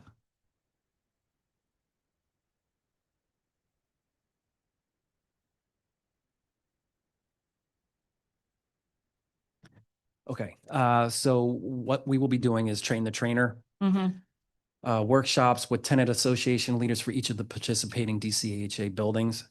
We're also coordinating between DCHA and private grant-making associations so that they can secure funding to purchase the recycling signage and recycling containers for each of the residential units that are going to participate in the program. And the MOU is for recycling, but not composting, right? I think it just covers recycling. Yes. Okay. Is there any plan to place smart compost bins at DCHA properties? That's certainly something that we can explore. We have more of the bins on order. I think we already have them slotted, but if we continue to have the success that we are, there's no reason to see why we can't explore something with our sister agency and placing them there so that we get better reach. Do we have any at public school locations? No, right now they're only on public street locations. There is one bin up at GW University, but I think that's the only one. The others That are all was the on- first one. That's That was like the the first OG. OG of Okay. composting bins. So, yeah, does all of this lead me to, this all leads me to believe that we just have never done recycling at the housing authority? I don't know historically if we have or Yeah. not, honestly. Okay. That predates me. It's so depressing. Okay, but glad we're on it. Glad the district government is lending a hand to get our quasi-governmental agency up. All right, so FY25, you've reported your food waste smart bins collected a total of 357,312.87 pounds of food scraps for composting. That's awesome. It's a lot of material. So much material that didn't go into a landfill. And you mentioned you're doing additional 20 bins, is that right? Correct. Great. We went halvesies on those, I think. I put in 10, I put in 10. Yeah, I think, yeah. Have you identified the locations yet? Yes. Okay, do you want to tell me? I don't have them off the top of my head, but I can get Send you us the list? Yes, I can Okay. absolutely get you the list. Great.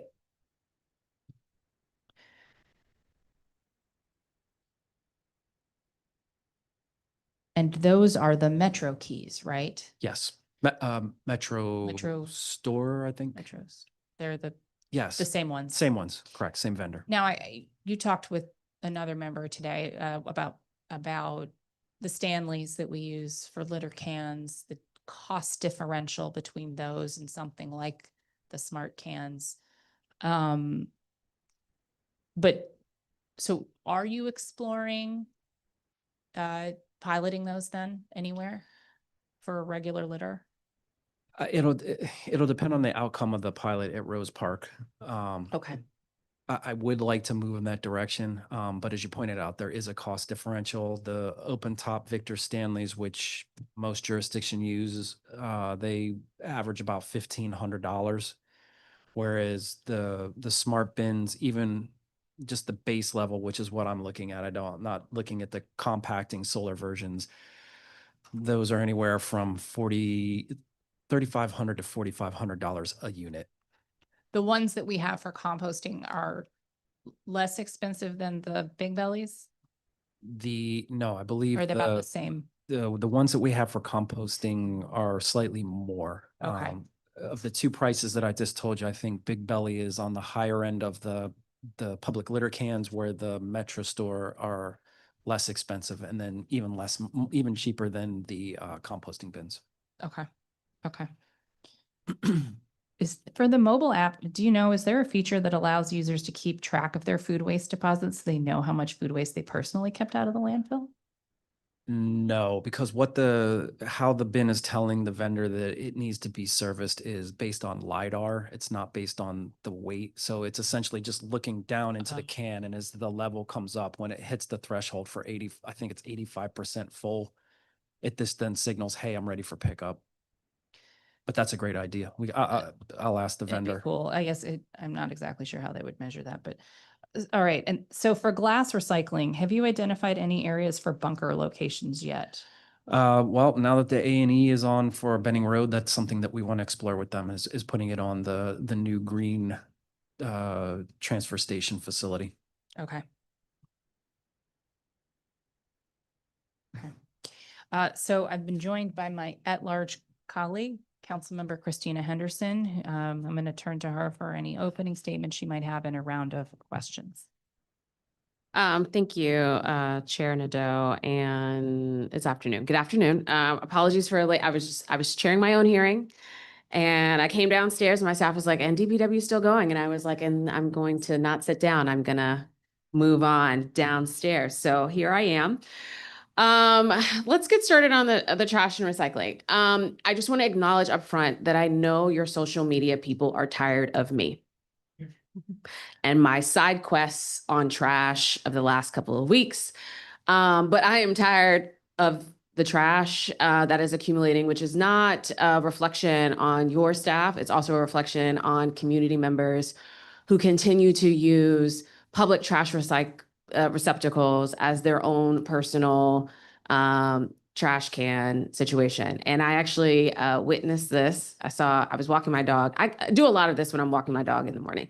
And I saw a person who he left his house. So he's got an alley.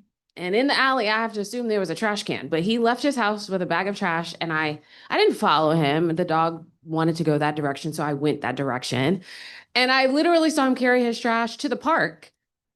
He passed the first trash can and then he went to one that was on the other side, which I thought was suspect, but he dropped his trash in the trash can and then just walked back to his house. And I was like, this is part of the issue that we have. But also I realized that because the trash cans are open, it makes it very easy for someone to continue to do that time and again. If it's not a trash bag or a box or something to obstruct the ability for people to actually use the receptacle. And that's why it gets so full so quickly. And I think you were having a conversation maybe with my colleagues on this, but I'm trying to be solution oriented. So we have a bill in the works that is around when DCPS, when DPR, when DDOT are updating public schools, public parks, recreation centers, playgrounds, or DDOT is doing significant curb work. Don't just leave the old joints there, take them out and replace them with the new things so that over time, we will introduce new receptacles to the arena. How much are we talking about here? Just in theory. How much does it cost to get a real rodent-proof receptacle in the public space? So I like where you're going with this. I actually went and serviced the park that you were talking about. It was the day that the snow started. It's not the first can because that one I believe has signs that says "Smile, you're on camera." Yes. It's the second one, and I serviced both the trash and recycling, and consistent with what you had posted. It was illegal dumping. So what I observed, because it was the open can, like you were talking about, the trash can was pretty full, but I was able to empty it on my own. But the recycling can, it was all piled up on top. The can was actually empty. They just piled their trash on top. And then there was also a bin of children's toys, which I took away. But that is leading to, I think, one of the concerns that you had and what the residents definitely have. There were rat burrows around because of the illegal dumping. So that park is a triangle and it has 3 corners. For that, depending on which vendor you went with, it would be for that park for trash and recycling would be about $12,000 to $15,000 to do all 3 corners. We're talking about 6 cans. So it would technically be 3 because This is only for trash, not for recycling. Trash and recycling, because the vendors actually prefer, and I don't know if this is how, because it makes it easier to manufacture the receptacles, but you can either buy single cans that were single use, or you can buy the receptacles that house both. Yep, the doubles. So we're talking doubles. So it'd be somewhere between $12,000 and $15,000.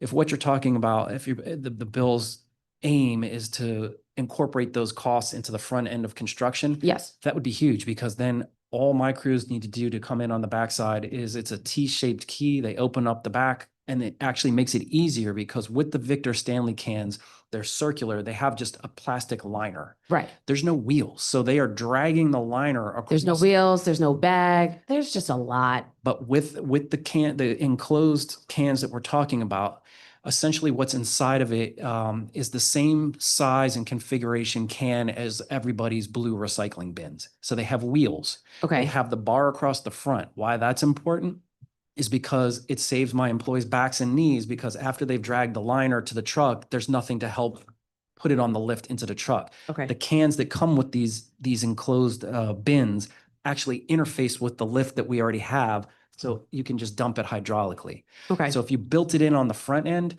the back end is actually super easy for me and makes collection even more efficient. Okay. I mean, I'm trying to be solution oriented, Love it. but I also feel like when we know that there's a problem, we just sort of are passing it along. And interestingly enough, there were a lot of residents who responded, I have the same issue at either a trash or recycling bin that's like right next to a bus stop or in their neighborhoods or something else. And like, I think we just need a different strategy. We know that aesthetically pleasing as they may be, right? They look nice when they're empty, but it's just not, it's not something that we can use for right now. The other thing though, that has come up has been the frequency, like who service which cans and how often. So I had my staff, we basically did like a flow chart of who does what. And frankly, this is more complicated than the school system. Okay. So DPW does anything in the public space, correct? Correct. Okay, but DGS does DPR recycling cans. Is that in buildings or in quote unquote the public space? Like, do we consider DPR parks to be the public space? Yes, it's a combination of both. And then I think in terms of our involvement, I think we mapped it out. I think we have a total of 180 cans out of that ecosystem that we service. The rest is DGS DPR. Okay, are most of these cans only serviced once a week? That I don't know because that's under, believe it's done under contract. I'm talking about the cans in the public space. How often? I'm Yeah. sorry. Oh, sorry. We're back to public litter cans. Yeah, public. Yes, I believe it's once a week. Is that enough? For some locations, it might be. Most locations, I would say yes. I would say in some of the commercial areas, it probably wouldn't hurt to look at it and see if we need to change the frequency on some of them, especially in the areas with like food establishments that on a Friday night, it's right near, say, like a fast food place. When's the last time that you guys have done an audit around the schedule? I don't even know if I call it an audit, but like a recalibration, if you will, around the servicing of the public space. I don't know the last time we actually audited it. Okay, that makes me feel like it's time. It might be time. Taking the note. Because I think that as we already know this, right? Like as the weather gets better, more people are going to be out and about. And we want that, we desire that, but perhaps in the wintertime, once a week might work. But in the spring and summertime, there might be some high traffic areas where we need to touch that maybe twice so that it doesn't look, completely overwhelming. Last year, we spoke about the sweep operators and sweep inspectors. Yes. Which I don't envy their jobs at all because, they see some of the worst of the worst out there. And this is stuff that has been reported, right? There are other incidents that are occurring where people aren't even reporting it. And last year we talked about illegal dumping, specifically around tires. Yes. Have we seen a drop off on that this past year? So we did, but I've noticed just in my travels around the district in the past couple of weeks, since the snowstorm, whatever entity is doing this or multiple entities that was doing this has started back up because I have noticed that there were several piles on 295 and one near Benning Road where I've had to dispatch crews. Okay. Do the sweep inspectors have access to request LPR data? Yeah. Automatic license plate reader. I'm gonna, at this point, probably no. Okay. Because that's an MPD system. It is an MPD system, but that MPD system could probably tell you who's dropping this stuff off out here in your streets. Yeah, I mean. Which, if illegal dumping is a crime. No, it is. And you have inspectors who need to inspect to figure out who it is. I don't like the surveillance state, but it's a tool that is there that could be helpful perhaps if the cameras align. So no, that's actually a good point. And while that is law enforcement information, as I testified to earlier, our sweep folks, if it's something that relates to a commercial entity, which would mean that it is a criminal action that should be prosecuted by OAG or USAO, MPD does have an environmental crime unit, and that is something where we could ask our inspectors to work with those law enforcement officers who do have access to see if there's an LPR, a stationary LPR reader in vicinity to see if it captured any license plates of commercial vehicles. If everybody could work smarter, not harder, right? Because if you have evidence on camera, That's, I mean, that would be the basis of the prosecution, so. boom, all right, I'm over my time. And Councilmember. just before we move on, my staff is chastising me. So with the public litter can collection, they know better than the director. We do schedule most of the cans to be picked up a couple of times a week, not just once a week. I was wrong. They are right. Okay. But we can still look at the frequency. Okay. Thank you, Councilmember. Okay, just going back to the public restrooms position one more time. So that was recurring funding. So what's holding you back from doing the hire? Okay, that I wasn't aware that it was reoccurring. Okay. I thought that that was part of the one-time funding. So we'll go back and take a look at it. Great, thank you. I would like to move on to PEMA. Focusing on the Parking Enforcement Modernization Act that has been funded and effective this fiscal year. In your response to question 38 of the pre-hearing materials, you note that many of the requirements in the act are already implemented through DPW's regular enforcement operations. Can you explain what requirements have already been implemented? You gonna want to swear in Mr. Gaither? Oh, delightful. Do you swear to tell the truth, the whole truth, and nothing but the truth to the committee, Mr. Gaither? I do. Excellent. We look forward to your testimony. Thank you. So many of the actions that are within that act is something that PEMA already is doing on a daily basis. Great. I think that some of the issues that we wanted to look at that was in the act that we need to expand upon and see whether or not it makes sense is one, changing the time period from the 14-day period, from the 29-day period to a 14-day period to provide notices once a vehicle is impounded. Our concern is whether or not that is sufficient enough notice and whether or not we can get that information back in a timely manner. Okay. So we're looking to see, do some testing, I guess, to see whether or not that makes sense. We know that within the mailing system, we know that, we see in the mail system that a lot of delays have been made with the U.S. mail. And we're concerned because the one reason or the one way that we provide notices is through the U.S. mail.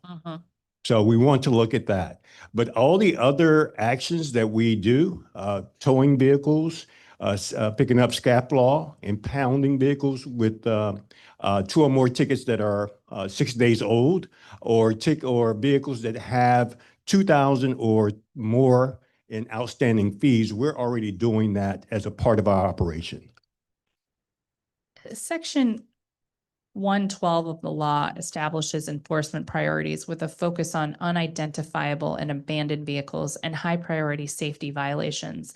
How have you directed PEMA resources in that way since the law became effective? So actually what happens is that we still have our booting teams.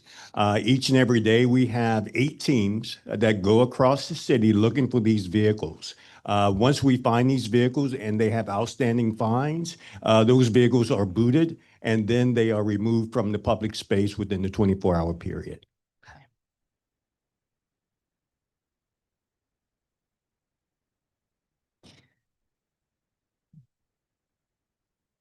And what performance indicators should we expect to see change as a result of this prioritization? I believe that we'll see that the city is going to see a larger number of vehicles that are being booted and towed on a daily and weekly basis.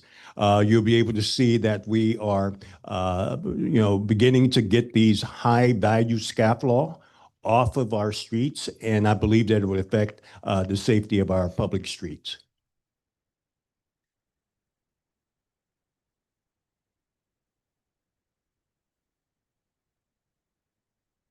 Will the agency have to issue a rulemaking to change the impound waiting period from the 30 days to 14? Yes, if we decide to go that route. Okay. And in your pre-hearing responses, why are the median days in impound the same across all 3 lots for the past 2 years? It's a city regulation for Okay. all impoundment vehicles, that 20-day period, holding period. Okay. The law includes a new definition for unidentifiable vehicles that are immediately eligible for booting and impoundment. How do you plan to use that new authority? Well, the way that we define an unidentifiable vehicle is any vehicle that does not have a valid tag or does not have a tag displayed. In most cases, in many cases, those are the vehicles that we impound immediately. Okay.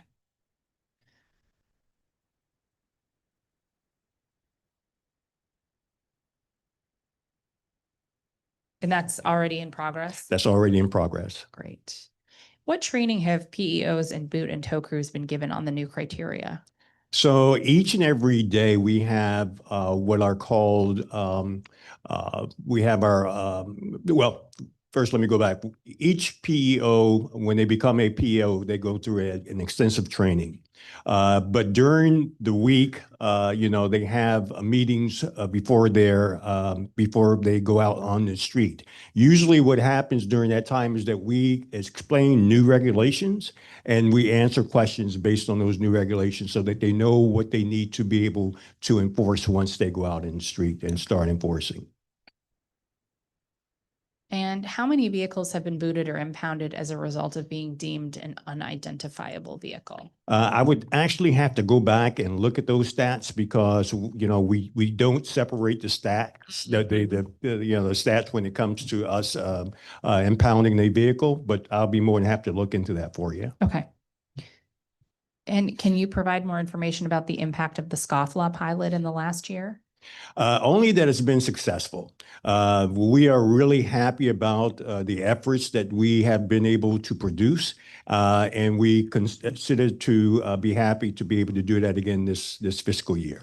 So we hope that we can improve upon what we did last year. Should it still be considered a pilot at this point? Well, I think that we can move it from a pilot, but right now it is still not really funded. So it is a pilot for us. Fair enough. What would it? Oh, I was just going to do that. Excellent. What would it cost to make it a permanent program? I would really have to get back to you because I would have to look at the resources that would have to be used for the actual pilot. Oh, well, do get back to us because when you have 2 council members asking, that means someone might want to fund it. Okay. Yeah. Sounds good. Okay. All right. Money bags over there. Okay. All right, on license plate readers, and this is the pre-hearing question 36. The testimony references expanded license plate reader deployment. Doesn't seem like the expanded deployment has happened yet. Is that right? So I'll fill that one. So we're working with the Office of Contract and Procurement.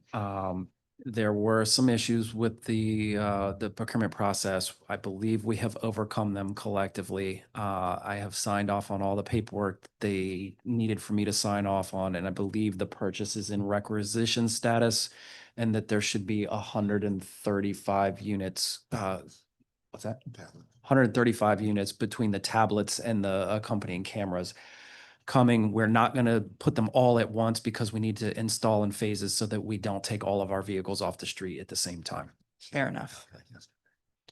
How long does it take to install? That I'd have to follow up with our fleet administrator, but I can find out. That shouldn't take long. It's okay. Yeah. Based on the DPW fleet data you provided, there are 172 vehicles in the Pima fleet that are not tow cranes or other special vehicles. Is that accurate? Yes, that number could be slightly higher, but that's about the right number. So of that fleet, there are right now only 26 vehicles equipped with LPRs. Is that right? That's correct. How long has that been the case? That has been the case for some time. Okay. Because that particular fleet is used mainly for RPP. So we really didn't have a need to increase that fleet. But now since we're going to more robust enforcement, we need to increase that. Got it.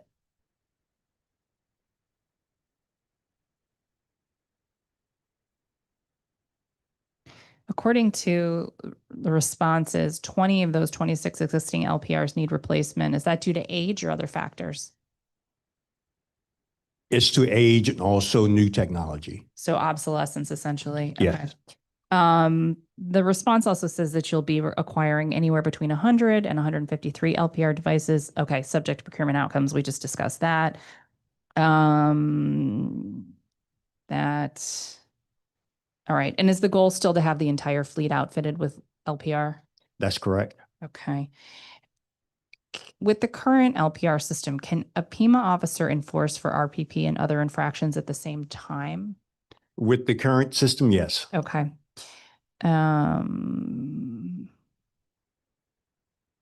What's the status of the new software procurement for parking enforcement?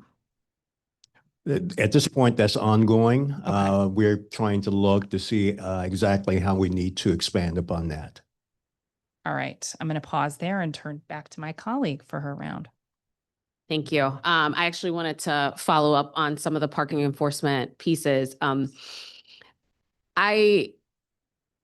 I worked with Councilmember Allen on the STEER Act, we knew that there were lots of different agencies that had pieces of it, DPW, DMV, OAG, and everybody has been stepping up to do their part. And I think it's a good thing to see happening in ways that it's been helping to, one, hopefully get people to slow down, two, getting more people to pay their tickets in an appropriate time manner, and three, for those who still decide to use our streets as highways, now have another mechanism to hold them accountable, which is good. I wanted to ask about the LPRs and the communication that DPW staff has with MPD when you happen upon a stolen vehicle. So under the STEER Act, DPW can't issue parking citations for vehicles that have been confirmed by MPD that have been stolen at the time of violation. I'm curious how this works in real time. I don't know if the LPR, if a parking enforcement agent puts in the license plate information, it comes up as stolen, what happens then? Or I'm just trying to understand what the mechanics of that looks like. So currently, MPD sends us a list of vehicles that they are looking for or that they find suspicious or Okay. that they have an interest in. That list comes to DPW every morning. Once a LPR or a officer puts that information into their handheld or a LPR reads that plate and is found on that list that was sent over to MPD, we send that information to MPD. What we want to try to change based on the STEER Act is that we want that information to go to MPD real time. Right. So that's what we're working on right now with MPD and also with DPW and ICIO to see whether or not and how we make that happen. We believe that that's going to help MPD really identify as we find the vehicles in real time. Yeah, because if you send the information to MPD and then the car has moved a day later or 2 days later when MPD gets there, then the efforts were for naught. And so the real-time piece is the super important part. What do you think in terms of the timeline of that capability being able to be in effect? Right. Yes, it's ongoing right now and we're having those meetings. So we're hoping that soon. Okay. Very soon. We could check in during budget, which would probably be in like 2 months or so, to kind of figure out where that's going. If it's an instance where your tow team has found the vehicle, what happens then? Once our tow team, and usually the way that they identify a vehicle is once the vehicle's been booted, then they are sent a message that, hey, this vehicle has been booted, is ready to be towed within a certain amount of hours. Within those hours, our tow team will go and release the vehicle and they will impound the vehicle. We do have, and we're kind of testing LPRs on a couple of our tow trucks, and they are driving the city, and they are immediately towing vehicles that they come across that are scaffold. We're looking to expand that program, but right now we're just seeing how successful that is. But do they have the ability to flag for a vehicle that has been stolen? Anything that comes through the LPR system, they are able to see it. But the thing is that we really don't want to give our tow folks or our parking officers information about suspicious vehicles. Right. We would much rather let MPD deal with that because we don't want our folks being in part of that law enforcement Right. piece. Okay. Okay. But this is good. The real-time piece is certainly something that we're wanting. Now, can you remind me again when you all open your third impound lot? It's been 2 years now. Okay. What's our current capacity status? Are we full?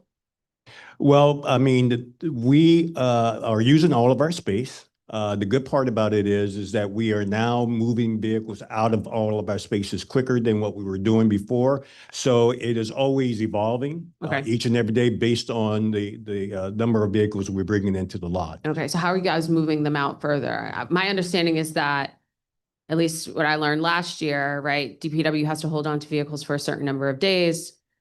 And then you have to reach out to what, the title company? Either the owner of the title company. Right. So with that piece, we coordinate with DMV, and we have a specialist who runs the title or generates the titles to determine if there's any lien holders or anything like that, to give them an opportunity to say, hey, we'd like to pay this off and reclaim the vehicle. If they don't within the time frame, then we can dispose it either as scrap or through auctioning. The other piece to your question, one of the things that was still outstanding when we last spoke on this issue that Ms. Davis has been able and her team have been able to resolve was the issue regarding Virginia tagged vehicles. We were having a problem getting titles with Virginia, and we have now rectified that issue, and they will start to be going into the pool of scrap or recycling. Okay. I mean, not recycling, sorry, auction. When we're making the decision between auction versus scrap, how do we make that determination? So the threshold for scrap vehicles are vehicles older than 10 years, or the resale value is not worth putting it on the open market. It's just worth more on a parts basis. It's or though, right? Because 10 years, I mean, it is. Certain brands, I'm not going to give them, certain brands are, good brands. We do get luxury vehicles. So for instance, we're not going to scrap, say like a Porsche or a BMW. We do get those through, and some of them are some of the scofflaws. So the ticket value outweighs the value of the car. We know it's not going to be reclaimed. OCP puts it on the auction block. We would not scrap that vehicle. Okay. How much revenue do we bring in? I think it's roughly, actually, hang on. Okay. That's crazy that you have more tickets more than the value of your car. Like, do better in life. That's actually pretty common. Yeah.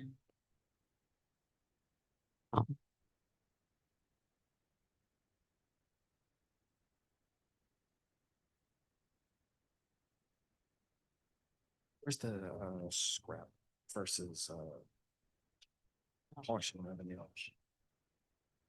I don't have it. It's in here. I know it is. I saw it. Well, let me ask you this while you're looking for this information. Well, no, you're looking. So maybe somebody has called you. Phoned a friend. Yep. Phone a friend. I got it. Okay. In FY25, there was, in terms of paying fees, so the person reclaimed their vehicle, that was $1.7 million. Last year, we had a dip in both auction and scrap, but last year auction was $274,000, scrapped was $250,000, but the previous 3 years are more consistent, and that would have been $3.7 million in reclaimed vehicles, $1.1 million in auction vehicles, and $1 million in scrap vehicles. And that's pretty consistent for the previous 3 years. Okay. This year to date, the numbers come back up. So reclaimed already thus far is $1.9 million. Scrap is $360,000. Our auction is $360,000, and then scrapped is $287,000. So we're on track. Okay. I don't know if it's a good or a bad thing, right? I want, for number one, I want people to stop illegally parking or, speeding in the streets. Number two, I want people to have accountability when they do commit these acts. So I don't want this to be a sustainable revenue source for us. Like, that means that something has failed on the policy side of things, which is not you guys. That's like a DDOT question, right? That's not a DPW question. And you said that OCP is the one who would auction off the vehicles, so that's their responsibility? It's contracted out through OCP. I think it's like surplus GovDeals.dc. Yeah. GovDeals. Yep. Okay. Folks looking for cars might They're- be an option. They're there. Deals. Let me just really quickly ask about overtime in comparison to the vacancies that you all currently have. What does active recruitment look like? We have a number of FTEs, particularly in solid waste management, which of course, when we have high vacancies, that leads to high overtime. So how are we mitigating some of this? So we're constantly recruiting. I think yesterday alone, I signed on a bunch of new sanitation techs that are coming on board. It's as we have attrition, we're constantly recruiting those positions. Those aren't subject to any sort of higher level approval. DCHR said, yeah, go ahead and just backfill those positions. So as people leave the job, we always are trying to bring them on. We're always trying to keep the swing shift fully staffed, because that's one of the methodologies that we're using to reduce overtime. Okay. Thank you so much, Director. Yep. Thank you, Chair. Thank you, council member. All right, closing in. All right, so, uh-oh.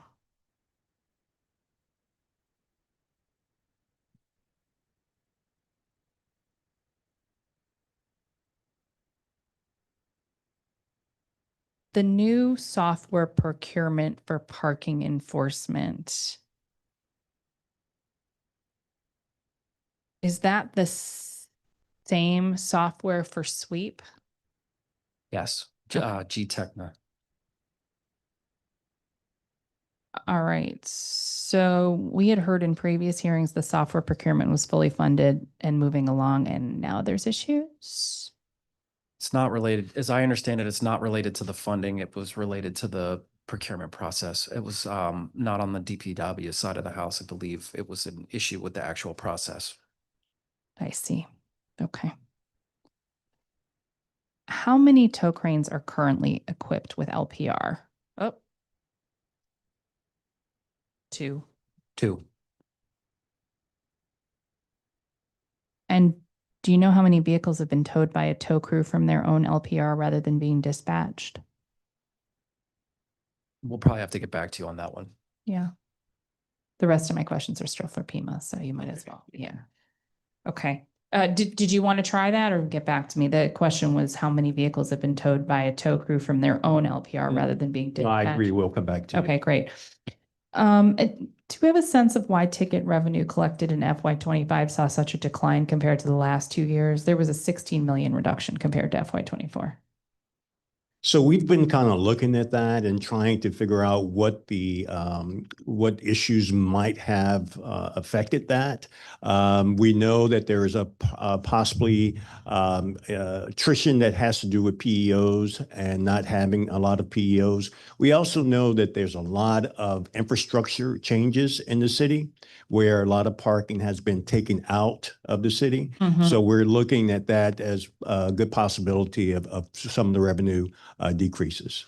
So, for example, there may now be flex posts where you used to be able to park illegally, and so that's not Correct. enforcement You can option. take the bus lane like on 14th Street where there used to be parking. There's no parking anymore. So yes. Okay.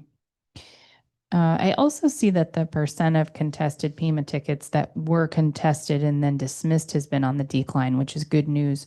Was there any change in agency operations that led to that improvement? None that I can speak to. Okay. In FY24, there were 401 boots escaped. In the next fiscal year, that was down to 65, and there have been 0 boot escapes so far this year. Have we finally caught the boot bandits? I don't know so much if it's, we call it the boot bandit, but we changed where we procured the boots from.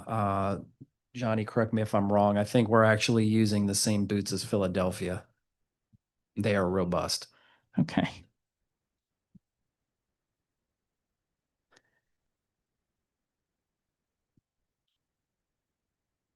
There were also 2,000 fewer vehicles booted in the FY25 compared to FY23. Why such a sharp decline there? I believe that had to do with the boot release or the escape boots. And then we had to, once those boots escaped, we had to procure new boots. So we had to go through a whole procurement process in order to get replacement boots. Okay. You've been consistently paying about $400,000 per year in overtime for nightlife enforcement activity, and it looks like that's on track for this year. Why is nightlife enforcement still being treated as overtime work? So the nightlife has proved to be successful, especially in the areas where we have a lot of foot patrol and people coming into the city to socialize. We realize that a lot of the scofflaw that we get in the city and a lot of the outstanding tickets that are coming that we can't get during the day from Maryland and Virginia, they're coming in Friday and Saturday night. So we realize that it's a successful program, and to this point, we're going to continue doing it until otherwise we're told not to do it. Is there a reason we can't make that a shift rather than having it overtime? We've thought about that along with some other ways of doing enforcement at night and on the weekends, but we're still putting together the cost of doing that, because not only would we have to put in equipment and personnel, but we'd also have to keep our lots open on weekends and also at night. So there's a cost associated with it. Okay.